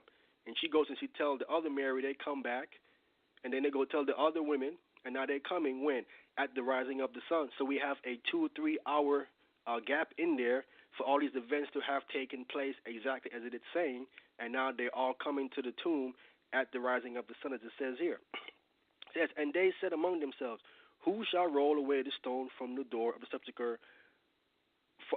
Roll away the stone. Roll us away the stone from the door of the sepulchre. This is the other women who ain't never came to the tomb yet. That is just now coming with the spices.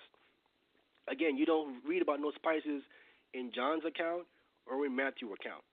Only in Luke and in Mark. So it's the other women bringing the spices who are saying this. Who's going to roll the stone away for us? Not Mary Magdalene or the other Mary, because they already came already and seen it rolled away. Continuing, verse 4. And when they looked, they saw that the stone was rolled away. We read about this in Luke just now. Luke 24, verse 2. For it was very great. And entering into the sepulchre, they saw a young man standing on the right side, clothed in a long white garment, and they were affrighted. And he saith unto them, be not afraid, ye seek Yahushua of Nazareth, which was crucified. He is risen. He is not here. Behold, the place where they laid him. But go your way, tell his disciples, and Peter, that he goeth before you into Galilee. There shall ye see him, as he said unto you. Excuse me. So it's the same event we read about in the book of Luke. Just a little bit of additional information has been given, specifically when it says they came at the rising of the sun, pinpointing when all these women came to the tomb, the third time of them coming, the third event of the events of them coming to the sepulchre. And the last verse here, verse 8. And they went out quickly and fled from the sepulchre, for they trembled and were amazed. It says, neither said they anything to any. The word man is in there in the text, is in italics. So neither said they anything to any, for they were afraid. So they was afraid when the angel told them this and when and they saw the stone rolled away and he was gone and these different things. They was afraid. They didn't say anything to any man immediately. But we know according to Luke, eventually they went, finally, and told the apostles. They told the disciples and the others. But again, it says that they didn't even believe what they were saying. Okay? They didn't actually really believe until Christ actually met them when it was in the room and he appeared in the midst of them. That's when, that's when they actually believed, when he appeared in front of them. But prior to that, they didn't believe when the women was telling them these events, and they are recorded. And there you have it, the chronology of the resurrection of Hamashiach Yahushai. So that's 3 days. So that's when does a day begin? A 24-hour period. That's 3 days and 3 nights in full, and that's chronology of the resurrection, all three in one. And with that, Sal, we can go to the phone lines.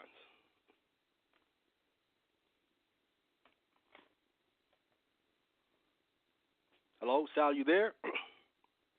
Look like Sal is not, or he's not responding. So while Sal is getting ready, whenever you're ready, Sal, you can let me know. If not, I'm going to continue. I'm going to continue to talk until you're ready. Stand by. Yeah, stand by. Just give me 1 minute. I'll be with you. We do have some people standing by. Give me 1 minute. Okay. While I'm waiting for the 1 minute, I'm gonna keep talking real quick. So, Yahushua, according to the book of Daniel, he talks about him to anoint the most holy there in the book of Daniel, chapter 9, to anoint the most holy in these different things. So, Christ's blood have to have anoint the most holy. What is the most holy? It is the Ark of the Covenant. That's clearly detailed there in the book of Daniel that would have to happen. You know, so I'm not really want to speak into it because I can establish the first part of what it says in Daniel has to happen. It's just the other part of the historical events that proves his blood landing on the Ark of the Covenant. That is the part I don't actually have yet, but I know that actually happened, and that's the reason why you have these certain earthquakes because I believe I don't have proof yet. I will tell you what I believe. I don't have proof yet, so I'm just giving you what I understand it to be. That when he was on the cross, that the earthquake opened up a crack in the ground underneath him, and when the centurion cut his side open, the blood came out and dripped down into that crack, and underneath there was the Ark of the Covenant. Because when you go back and you read in the siege of Jerusalem, Nebuchadnezzar looted the temple, but he never took the Ark. Yeah, I'm back. You can complete your thought, though. Go ahead.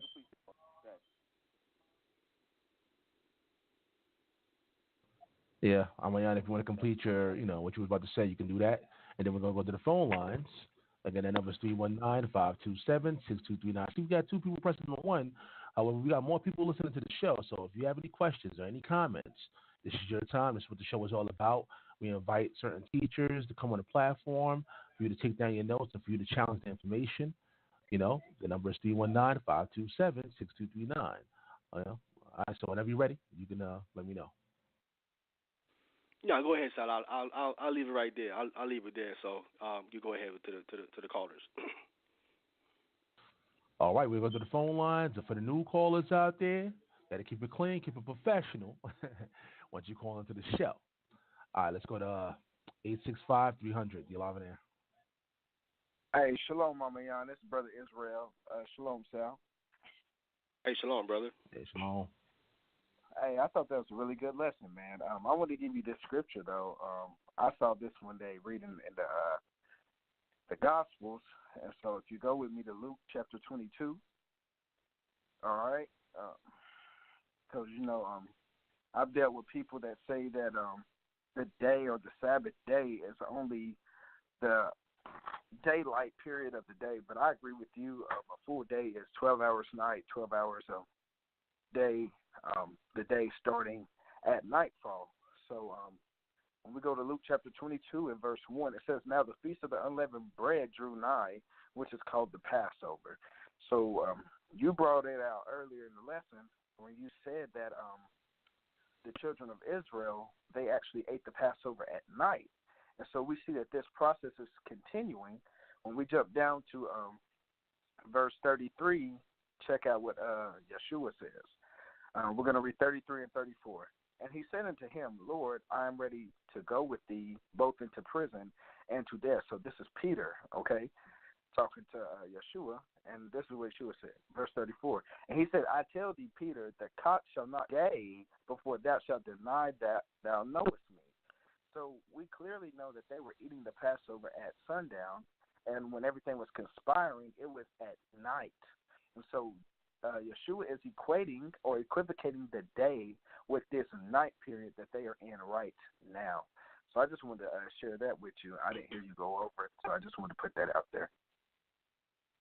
Oh, thank you, brother. Definitely, man. That's on point right there. So again, see, the brother's bringing out the information that, again, the day begins at night. Clearly, this is speaking of when they was having a meal. It isn't they're having a meal right before the Passover had begun. This is on the 14th here. He's referencing here that they're having this meal here at night here. So that's clearly, and it's very significant about that particular meal that they had, because when you read it in the four Gospels, they didn't eat any lamb at all.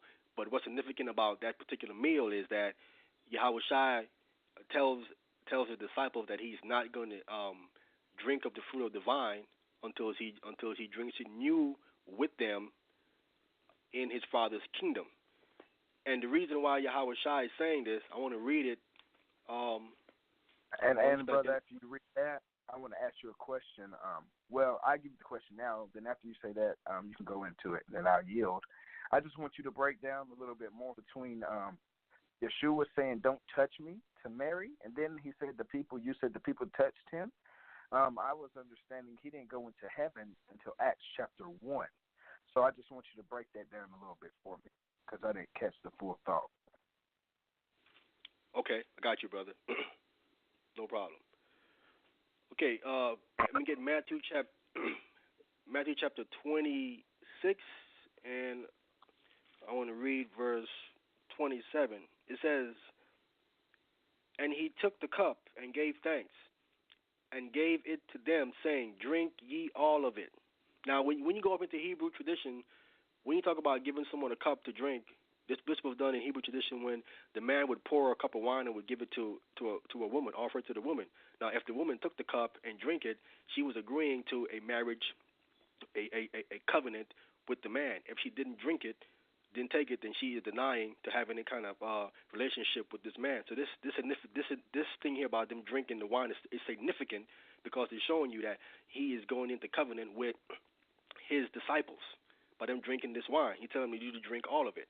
Okay? He says, "For this is my blood in the renewed testament, which is shed for many for the remissions of sin. But I say unto you, I will not drink henceforth of the fruit of the vine until that day when I drink it new with you in my Father's kingdom." So he's not drinking any wine, and it's specific reason why he's not drinking the wine, and this is going to lead off into the brothers answering the brother's question in the book of Leviticus chapter 10, verse 8 and 9. I'm gonna get the book of Leviticus chapter 10. I want to read verse 8 and verse 9. Yeah, Mayan, by the way, he's still on the phone line in case you want to interact with him. He's still here. Okay, thank you, Sal. Leviticus chapter 10, verse 8 and 9. Verse 8 says, "And Yahweh spake unto Aaron, saying, Do not drink wine, nor strong drink, thou, nor thy sons, with when ye go into the tabernacle of the congregation, lest ye die. It shall be a statute forever throughout your generations." So they were commanded by the Most High, the priests were, they couldn't drink wine when they go into the temple. This is why Christ is telling his disciples, "I will not drink up the fruit of the vine until I drink it new with you in my Father's kingdom." Because why? He's getting ready to die. He's going to resurrect in the order of Melchizedek, and he has to now go up to the temple and in the temple in the heavens and present the first fruit offering. Why he's telling Mary Magdalene, "Don't touch me." Okay, this is all going off him fulfilling what it says in the Torah pertaining to the temple service of a priest. So he's fulfilling the order by not drinking wine, of course we read it here in the book of Leviticus. Okay? Now let me go back. Now, when Mary Magdalene came to Christ in St. John chapter 20, and Christ tell her not to touch me, there's a reason why he told her not to touch me, because he says, "I have not ascended to my Father yet," was his words to her. "I have not went to my Father yet," showing you that what he's saying is that he has to ascend up to where the Father is in heaven. The Most High is in the Holy Tabernacle, the temple in heaven. He has to first go there.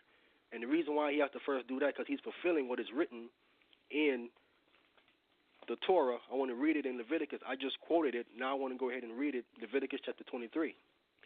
In one second, let me get it. Go ahead, brother. Go ahead. I would say, what part were you showing that women did touch him? Oh, you want to see you want to see that part? Yeah, that's what I wanted you to reconcile. Why were they able to touch him, and when was this time period that he went into the heaven to go? Because I thought he was going into heaven by the cloud in Acts 1. And so it was just to why Mary couldn't touch him, but other women could touch him if he wasn't supposed to be touched at all. Okay. By women. All right. Let me go. Okay, St. John. Let me start. St. John chapter 20 and verse 1. Let me get the chronology of the time down for you. St. John 20 and 1 read. Excuse me. It said, "The first day of the week cometh Mary Magdalene early, when it was yet dark." So again, early is the Greek word prwi, which is pronounced proi. And proi is talking about the daybreak watch, which is the fourth watch of the night, which is from 3 a.m. to 6 a.m. So around 3 a.m. is when Mary Magdalene actually was coming to the tomb, because it specifically states that it was yet dark. Okay, and that Greek word letting you know that it was the fourth watch, which was from 3 a.m. to 6 a.m. This is when they came. So this event here, when Christ tell her not to touch me, it was around probably maybe 3:30, 4 a.m. in the morning. He tells her not to touch me here. I want to read it in the 17th verse. it says, Yahweh Shai said unto her, touch me not, for I am not yet ascended to my Father, but go to my brethren and say unto them, I ascend unto my Father and your Father, and to my God and your God. So Mary Magdalene came and told the disciples that she had seen the Lord and that he had spoken these things unto her. Right? So she couldn't touch him. None of them couldn't touch him. Now I'm going to read where the women actually touched him. But like I said, this is around early in the morning, around 3:30, 4 a.m. Because when Mary came, she saw the tomb open. She went and told Peter and James, and they ran to the tomb and saw that it was also open and he was gone. And then they went home, and then she goes back to the sepulcher. So all this probably took place, let's say, in about an hour. Say it's about 4 a.m. when Christ tells her this, 4 a.m. in the morning, right? And then he tells her, don't touch him, because he tells her, don't touch me because I must ascend to my Father. Now, here in the book of Matthew, chapter 28, I want to get right to the point. They actually touched him. So the woman come to the tomb. So here, I'm going to read verse 1. It says, in the end of the Shabbat, as it began to dawn towards the first day of the week. So now it's now coming closer to around 6 a.m. It's beginning to dawn. The sunlight is starting to peek out now. Before, when Mary Magdalene came to the tomb, it was completely dark. There was no sunlight even nowhere shining. So we see that there is a gap in between there.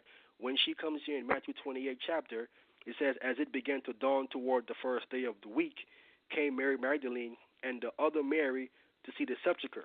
Now jumping down to verse 9, it says, and as they went to tell his disciples, behold, Yahweh Shai met them, saying, all hail, and they came and held him by the feet.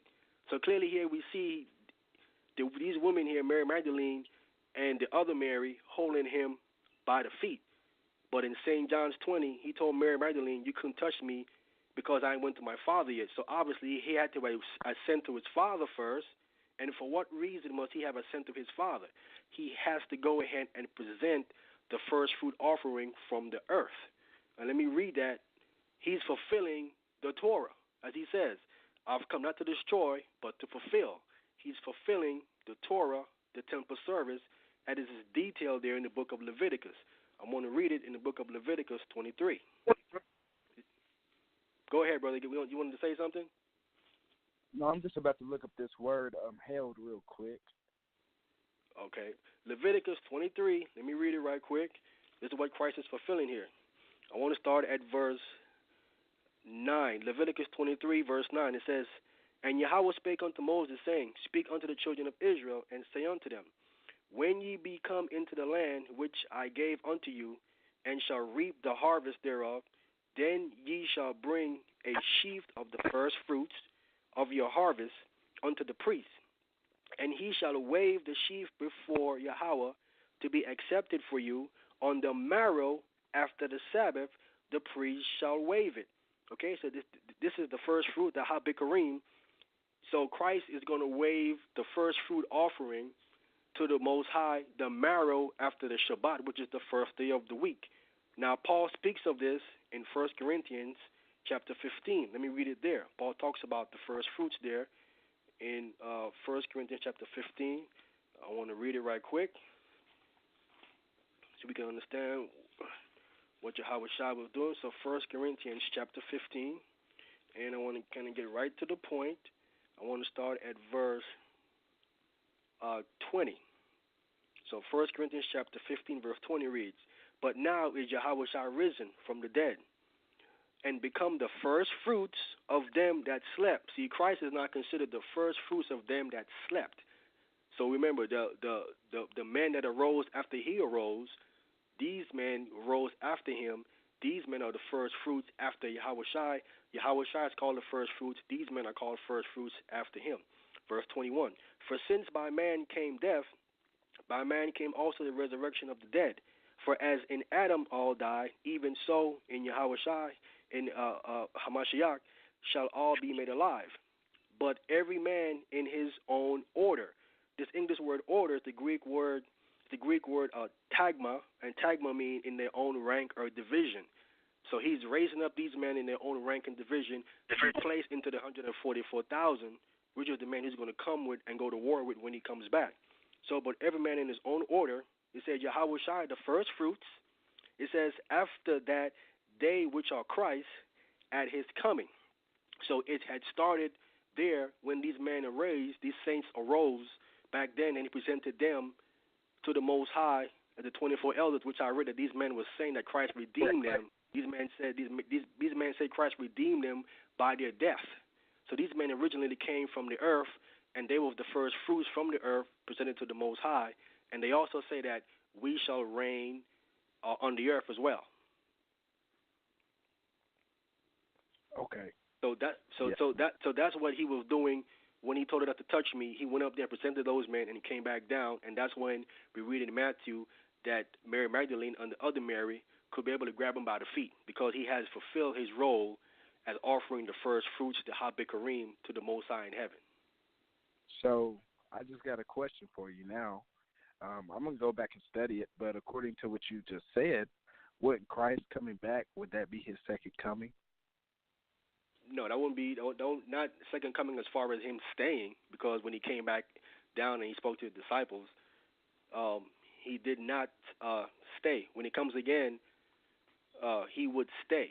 See, people phrase his coming permanently as the second advent, which is inaccurate. You know what I'm saying? It isn't a second advent because he left and presented the first fruits and came back down again, and then he went up, then he left again in the book of Acts chapter 1. And according to Acts chapter 1, when he came back down, he stayed for like 40 days and was teaching the apostles teaching the apostles about the preaching of the kingdom. He came down here, he taught them through the Holy Spirit what they're supposed to be preaching. So they was not ready yet to go out and teach the people, gather the people out there until Christ was teaching them for those 40 days. Then he was preparing them more ready, because we can see when Christ died, they was all discombobulated, and some of them lost faith and they couldn't believe, and these different things. They was all like kind of out the spirit. So he had to go finish his work, offering the first fruits, and come back down and be here for like 40 days. And they start teaching them and reaffirming them in the faith and in the teaching. And then Luke actually says that he opened their mind to understand the Old Testament. See, they didn't quite understand it then until he came back down and he opened their mind to the Old Testament. Then they knew it. Then they still wasn't ready yet. They wasn't ready. He told them to stay in Jerusalem till you receive the promise of the Father from the Holy Spirit. Right. So without the Holy Spirit, they wasn't ready to go out. So all those things had to be fulfilled before they was ready to go out and teach the people. All right. Well, I got one more question. What would you call, or what would you accurately describe as what people call the second advent? How would you word it? I would actually word that as his last coming. His last coming. Okay. His last coming. Because when he comes this time, he's not leaving anymore. He's coming permanently. Okay. Because when we read in the book of when we read in the book of I want to read it right quick in the Old Testament. When you read in the book of Micah chapter 5, it talks about him plenty of times. Micah chapter 5. I want to get to the point, verse 2. It says, "But thou, Bethlehem Ephratah, thou be little amongst the thousands of Judah, yet out of thee shall come he forth unto me that is to be ruler in Israel," talking about Christ. It says, "whose goings forth have been from of old." See, he been coming from old time. It says, "even from everlasting." So Christ been coming back and forth from the Old Testament time. So it ain't nothing, you know what I'm saying? It ain't nothing new or different. That now when he came into the New Testament, he died, resurrect, go to the heaven, come back down, do this, go back up, and now he must come back one last time. So it's been going on forever. Interesting. All right, yeah, definitely. We could chop it up a little bit more. I got your number. But all right, man, I appreciate it. Like I said, I enjoyed the lesson. I thought it was really good, and thank you for clearing up some of that stuff that I had questions with. I'm going to go back and, I'm always double-checking anybody that brings out some information. So you be blessed, man, and shalom. I appreciate it. Hey, thank you, brother, man. Yeah, as you should, bro. Everything I bring out, go back and verify it. And again, you have my number. If you need to, speak to me about something, I'm always open to correction. I'm not stuck on stupid. If I'm wrong about something, you can definitely come and show it to me, and I will definitely correct myself. That's how I operate. You know what I'm saying? Once I'm sure I'm wrong, I will correct myself. Okay. So again, Amen. thank you, brother. You're being like the Bereans who are checking everything. You know what I'm saying? Yeah, that's right. Right. Proverbs 6:23. Reproofs of instruction is the way of life. So you got to be able to be reproved. Con. Shalom. Shalom, brother. All right. We appreciate your call.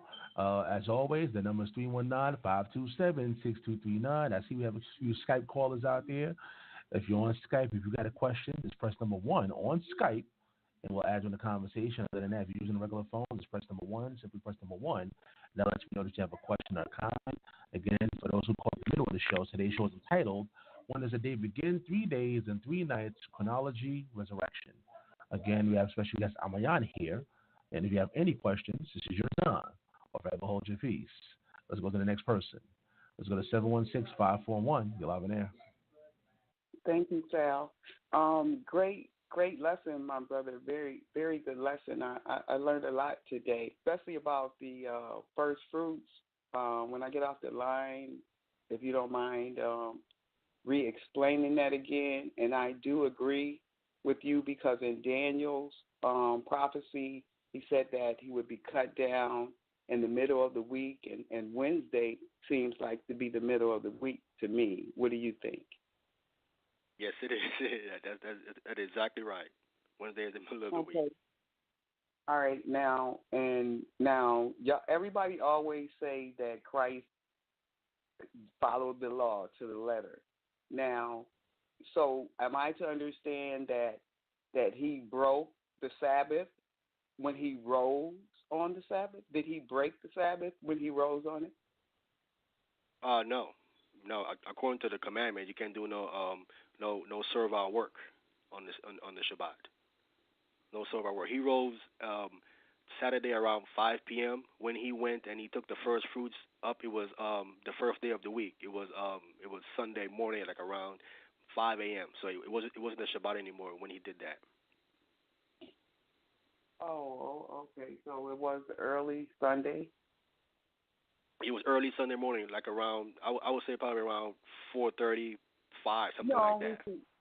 We can only say what the scriptures say, right? Did the scriptures say that? I was reading it. Let me read it again for you. According to the events, St. John chapter 20 verse 1, right? It says that the first day of the week, is Sunday. Do we agree? Yes. Okay, the first day of the week is Sunday. So the Shabbat has ended. So now we're in the first day of the week. So now we can work now. We can do things because the Shabbat is over. So the first day of the week, coming from Mary Magdalene, it says early. It says early when it was yet dark, showing you that the day begins at night. It's calling it the first day of the week. It's calling it Sunday. But when she came to the tomb, it was still dark. Now, this Greek word early, this English word early is the Greek word pro-e. It's P-R-W-I, and it's pronounced pro-e. Pro-e means the daybreak watch. In the Renewed Testament, there are 4 watches. Each watch is 3 hours. You get 3 times 4, you get 12. That covers the whole night. Okay, so this word is letting us know that she came in the daybreak watch, which is the 4th watch, which is from 3 a.m. to 6 a.m. This is when Mary Magdalene came to the tomb, right? According to this Greek word that's here. Right. So it's pinpointing us a time frame, and it fits because it said that it was still dark when she came, right? Well, right, because it was like what we would call 3, 4 in the morning or something like that. It was like that, but it would not be another day until that evening, right? Regardless of how early she got there, right? If she got there early Sunday, the day is not going to change until sundown, right? Correct. Okay. That's all I wanted to say. But no, it was a great lesson, and I didn't know that about the first fruits. And I have one more question. I thought that Christ was the first fruit.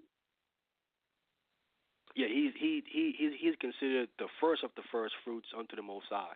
But remember, Oh, he's in the order of Melchizedek, so he is a first fruit, but he have to offer the first fruits, fulfilling what it says in the Old Testament in the temple service. So okay, he's so there offering the first fruits, and him being the first fruit in order of Melchizedek is there presenting himself to the Most High too as well. oh, okay, all right, That's why I great, read. great That's why lesson. I went. Yeah, I went and I read about the 24 elders. Who we didn't read about the 24 elders until we get to Revelation. They were not mentioned any time before. Okay, that's And what I these men. wanted to talk to you about too.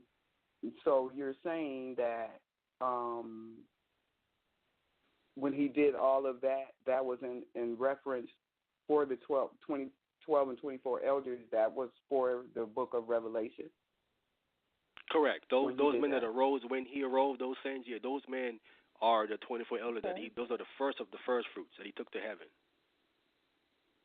Okay. Oh, all Yeah, right. Paul. Okay. Paul speaks of this. Let me see. Can I get a scripture for you, sister? Paul speaks of this in the book of Ephesians. Let me try to get that scripture for you. He talks about. He says when Christ went up, he said he led captivity captive. One scripture says that these men that was actually in the grave, who he freed when he died, that he went up on high and led captivity captive. In the book of I think it's Ephesians or Galatians says this, that when he went up. Okay. I think I'm familiar with that. Yeah, so that's And that's I that's, just wanted that's to speaking say of I it. don't know. Okay, there's another. I don't know if I'm right or wrong, but when in Matthew, I want to say 24, where he was talking to the disciples, and when he told them um, that they would not taste death. People get that confused with the earthquakes and all of that. That was when that happened. That's when he resurrected. That statement is in regards to that, right? Because people say, okay, well, that was his second coming, or the second coming, when it's not. That was pertaining to the resurrection when you said the bodies came up out of the grave and they had the earthquake. Okay, that was for that time, right? Or was that Where for in us? where in I Matthew think you it's said in that? Matthew where it says that they will not see death until he returned, but they were still living at the time. Was that in regards to his resurrection when all of that happened, when the people came out of the graves and the earthquake, and when he made that statement? That's what he was talking about, the resurrection, not the second coming. I'm trying to find a scripture that says that in the book of. I want to read it in context, so I don't want to misquote it. I want to say Matthew, where he told, 24. It talks about the tribulation and all that. I don't have my book. I think it's in there when he told them that they will not see death, but that was in regards to the resurrection. Because people will be saying, oh, well, the people were still living when he said that, but that was pertaining to the resurrection, not the second coming.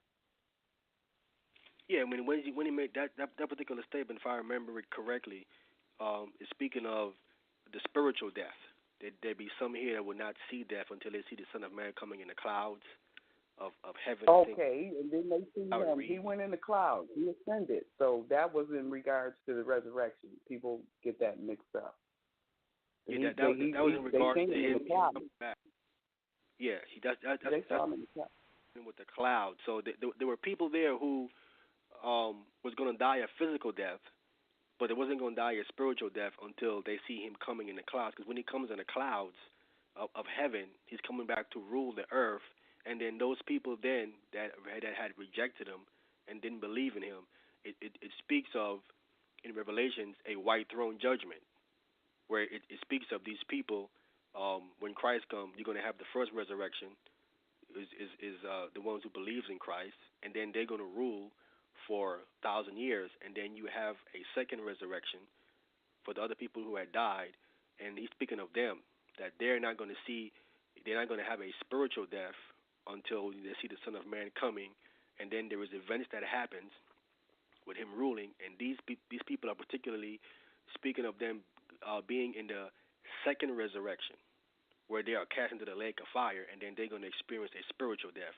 He's not speaking of them dying a physical death because that wouldn't make any sense. He's been gone now going on 2,000 years. So the people, they have died a physical death, but they have not died a spiritual death until they go into the lake of fire. So they're waiting on a spiritual judgment from the Most High in the white throne judgment. Oh, okay. Well, so I was under the impression that there are 3 judgments, and I'm glad you said that because you're saying like for the 1,000 years that's going to be one, and then the other 2 is simultaneous. Yeah, you have. Paul says that it's appointed unto man once to die, but after this the judgment. So when you die, you go and get judged for everything you have done while you were alive, whatever the Most High judgment is. Well, yeah, the whatever it is. The scriptures speak of 3 though. It speaks of the judgment seat of Christ, which will be in the air. That's in Thessalonians. There's another one in Matthew where it's regarding the multitude, and then the third is the great white throne judgment. So there are 3 resurrections. 3. There are going to be 3 judgments according to Scripture. But great lesson, my brother. I learned a lot listening to you today. I really enjoyed this. Thank you. You're welcome, sister. All right, family. Once again, it's Debate Talk Free Radio. We know that number, 319-527-6239. Again, today's show is entitled, When Does a Day Begin? 3 Days and 3 Nights, Chronology, Resurrection. My special guest is wAHMAYAN. You have any questions or comments? You got to dial that number and press number 1, and we'll add you to the conversation. As a matter of fact, for those who don't know, in the description box, I left his Facebook page, his YouTube page. If you want to reach out to him in any way, shape, or form, or see more of his videos, more of his content, check out the description box on YouTube. Check out the description box on Blog Talk Radio, and of course on iTunes in the podcast section. All right, I see people listening to the show, but nobody's pressing number 1 at this time.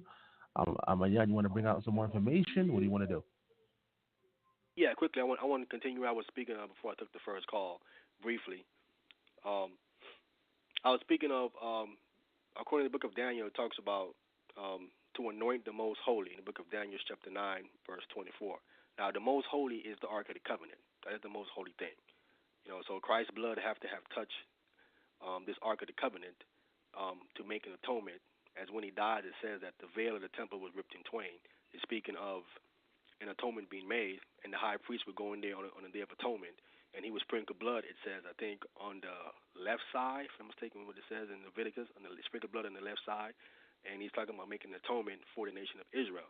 So if Christ is making an atonement for the nation of Israel, if he's doing that, then his blood have to also fall somewhere on that ark. I was going back to the book of to the destruction of the temple under Nebuchadnezzar.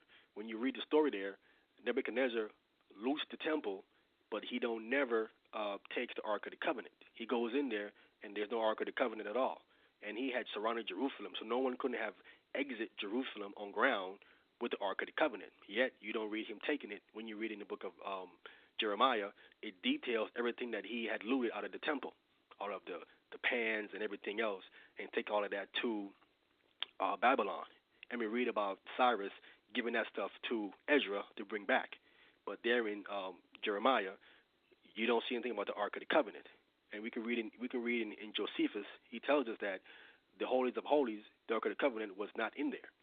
So what has happened is that there had to be some kind of underground cave system under the Temple of Solomon, that they took the Ark of the Covenant underground and hid it underground somewhere. It is the only logical conclusion that you can come to.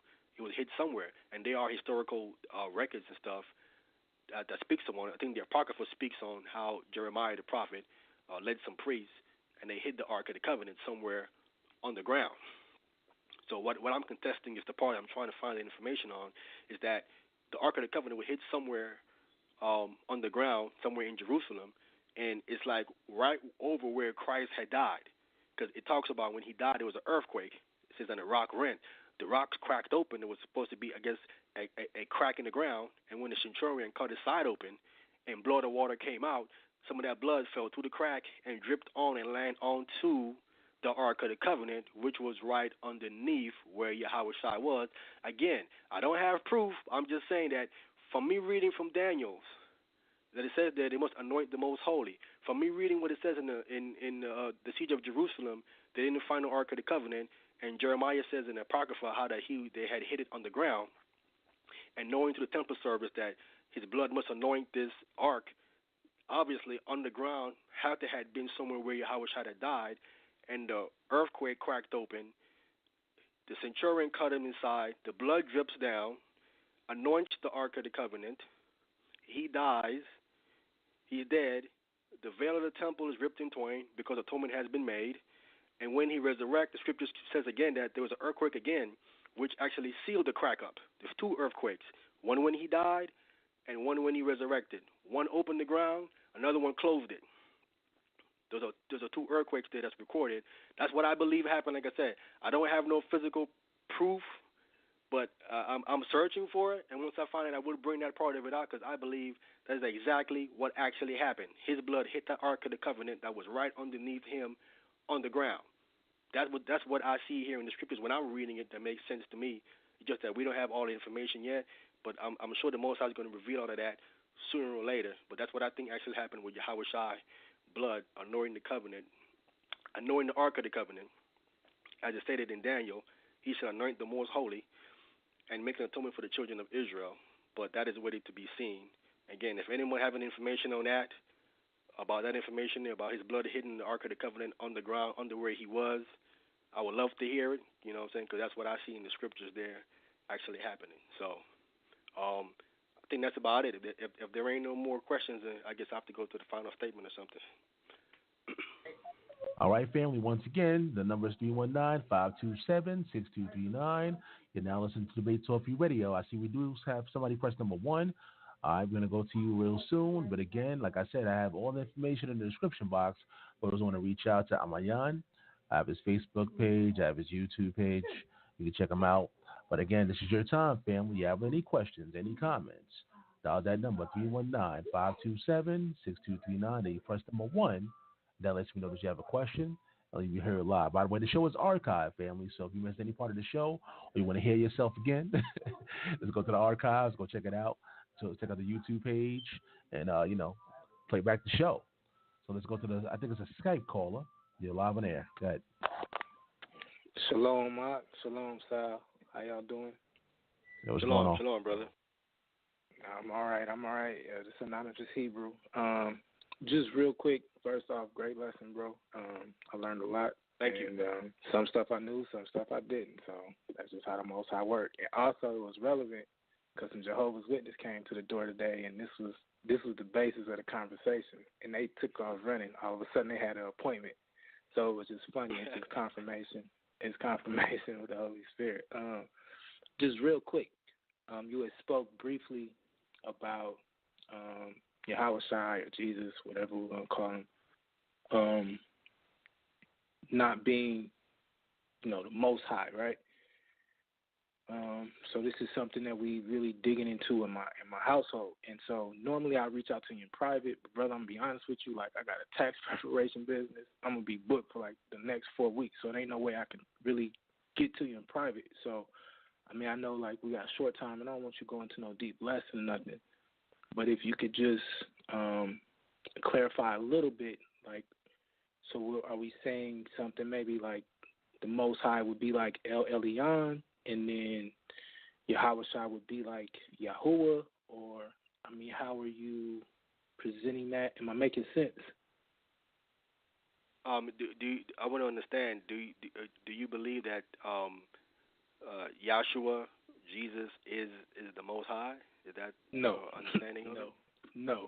Okay. I don't personally, because I see them interacting, especially in Revelation. We see them interacting with each other. So they're just asking just a little more clarification in terms of verses and things that I can really help to direct, my family, friends, in terms of our growth in that area. Oh, as far as showing that he's not the Most High, you saying? Yes. Right. Correct. Okay. Correct. No problem. All right. The first place I want to go. Okay, brother. Thanks for the question, brother.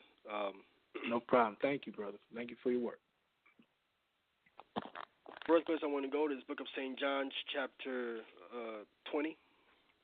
You can show them this right here. St. John, chapter 20, verse 17. It says, in English, it says, Jesus said unto her, touch me not, for I am not yet ascended to my Father, but go to my brethren and say unto them, I ascend unto my Father and your Father, and to my God and your God. So clearly here he's showing you that he has a God.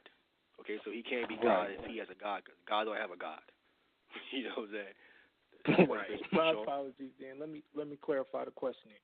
Is there anything we can get in the Tanakh? Like, you know what I'm saying, just, you know, throughout what we call the Old Testament, I guess. Is there various, you know, any scriptures? Because I was showing them like Deuteronomy 32 today, when it's talking about how it says the Most High, but that word is Elion, separated or divided the nations, and he did it according to the number of Israel, and then it goes to the next verse and it says Israel is it says Yahuwah's portion, or Israel is Yahuwah's you know, portion to. I'm butchering it, so I guess I should just pull it up so I don't mess up. But I want to give them more proof, especially in the Tanakh, because even like you said, we see him making several visitations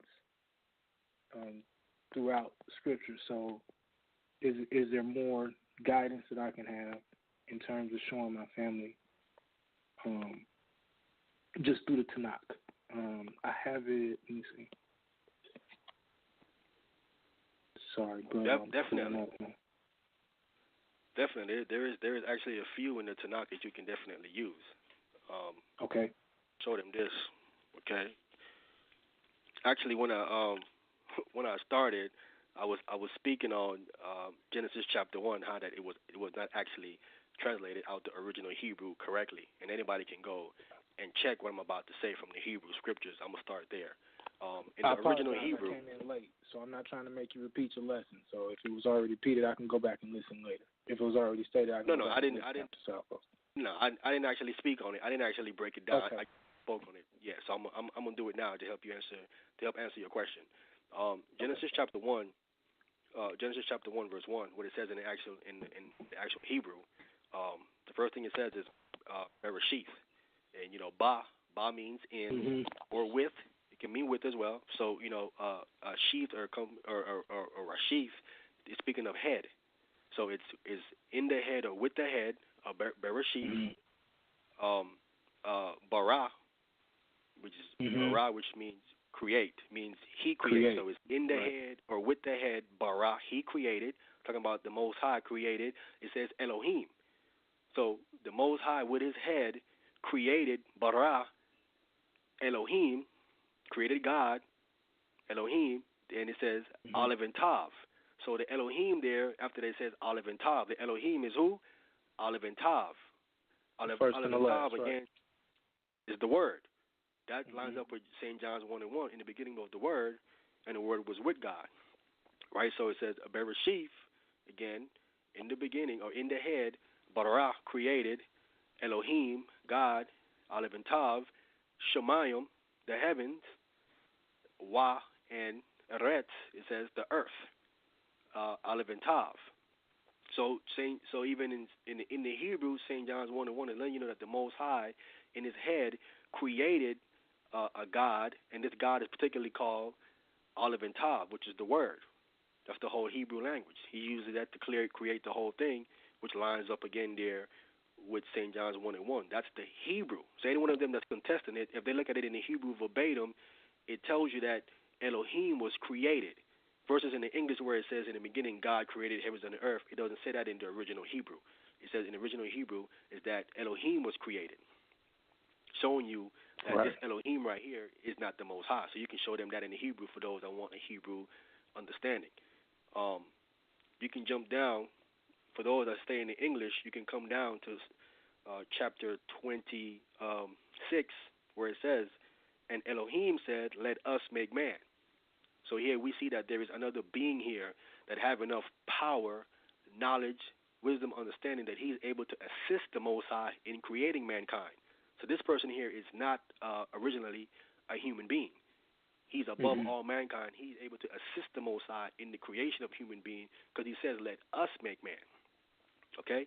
So you ask them, they don't know who this person, who this being is here that have the ability to assist the Most High in the creation of mankind because he's telling them, let us make man, right? So we know that this is how Mashiach Yahweh Shai through how Paul and them tell us that he was there in the beginning and all things was created, saying by him and through him, so on and so forth. So Tanakh let us know that there's two up there in the 26th verse, and he's not. Okay. You know what I'm saying? You can go ahead and show them that. I don't think that helps because so then it lines up when I show them like Deuteronomy 32:8 and 9 when it talks about when the Most High divided to the nations their inheritance. When he separated the sons of Adam, he set the bounds of the people according to the number of the children of Israel. And then when we get to 9, it says for the Lord, and that word Lord's portion is obviously Yahweh or Yahuwah, whatever we want to say. But when we deal with, when it says when the Most High in verse 8, that's Elyon. So am I understanding correctly when we're talking about the Most High separating things and then the Lord's or Yahuwah's portion being, well, Jacob is a lot of his inheritance. That's what it specifically says in Deuteronomy 32:9. Con. Right. Appreciate you, brother. Appreciate you. You're welcome, brother. Psalms 110 is another good one, brother. Psalms 110 is another good one. My Lord sit unto my Lord, sit on my right hand until I make your enemies your footstool. So some Tanakh people try to say that this is David, but it doesn't fit David because David was warring. This person here in Psalms 110 is told to sit down until I make your enemies your footstool. Right? So this person here isn't doing anything. And he's sitting on the right hand side of the Most High. You can use that. You can also use Daniel chapter 7, where he's called the Son of Man, which there's which has a definite article in there in Daniel's, and what is spoken of this man here in the book of Daniel's, that he has an everlasting kingdom that shall not pass away. This does not fit David. Okay, I'm going to get it real quick. Daniel chapter 7, it says, and I saw in the night visions, and behold, one like the Son of Man came with the clouds of heaven, and came to the Ancient of Days, and they brought him near before him. So this only fits one person, Mashiach Yahweh Shai, the Son of Man. He's the only one that has this title attached to him as the Son of Man. When you read it in different places, Ezekiel has just Son of Man.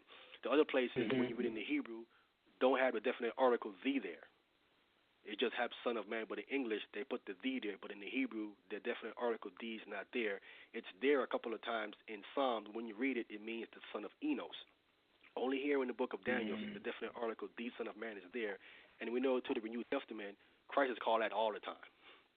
Right. So thank you so much, brother. I don't want to take up nobody else's time. I knew I wasn't gonna be able to call you, and I just wanted to get that answered. I wasn't going to be able to contact you for the next few weeks. So thank you so much. Appreciate you. Great lesson. And, just keep letting the Most High use us all. So shalom, Sal. Good job. I'm out. Appreciate you. Thank you, brother. Thank you, brother. All right, man. It's tax time. Get money, brother. I'm trying, bro. You play that Biggie joint. Get money. You know what I'm saying? All right, man. I'm going to talk to you, my brother. Appreciate you, man. All right, once again, that number is 319-527-6239. Again, anybody have any questions or comments, you know that number by now. Simply press number 1 and we'll add you to the conversation. Nobody else press number 1 at this time, Wa'MAYAN, so you can pretty much give some final words. Okay. I want to go ahead and give all praises, all thanks to the Most High God, Yahweh, for his knowledge, his wisdom, understanding, his patience with me, revealing certain things to me that I can bring to the people out there that's listening. His first begotten Son, Hamashiach Yahweh Shai, for dying for the nation of Israel, even though some don't believe, but they will understand later. What he did for all the nation of Israel, And is he continuing to atone for our sins as our high priest in the order of Melchizedek in the heavens? Thank the brother Sal having back on the show again, doing another lesson, bringing out the information to the people, and answering their questions. Hopefully, to my Tanakh brothers, you guys are listening. Clearly, if I said anything that's wrong, I'm always open to correction. This is not nothing that I want to fight against my Tanakh brothers. That we just got to be honest with the situation and just be real and understand what is the truth. And if it's the truth, it's the truth. And don't fight up against the truth. And if that's what it says, that's what it says. If we can just come to the table and just deal with it logically and not have any preconceived notion that you're not want to listen to a brother when he's bringing out something that's making complete sense. You immediately want to go and attack what he's saying without even listening to what he's saying and see if he's making sense, if he's actually speaking according to the Tanakh. So, again, it isn't about trying to attack. It's about bringing out the information. And for those who's it for, I guess it's going to get it. And for those who it ain't, I guess it is not. To all Israel out there, I want to say to all Israel out there, me personally, I got love for all the nation of Israel out there. Messianics, Tanakh only. I got love. For me, it's about edifying the whole nation. We're all here in captivity. We all know this. We all know it brought us in captivity. And at some point, we need to try the best to come together as much as we can through the Spirit. Me, myself, I operate in the fruits of the Spirit, as we are told to in the book of Galatians chapter 5, and that's how we have to continue to operate and keep our zeal and continue to study always in these scriptures.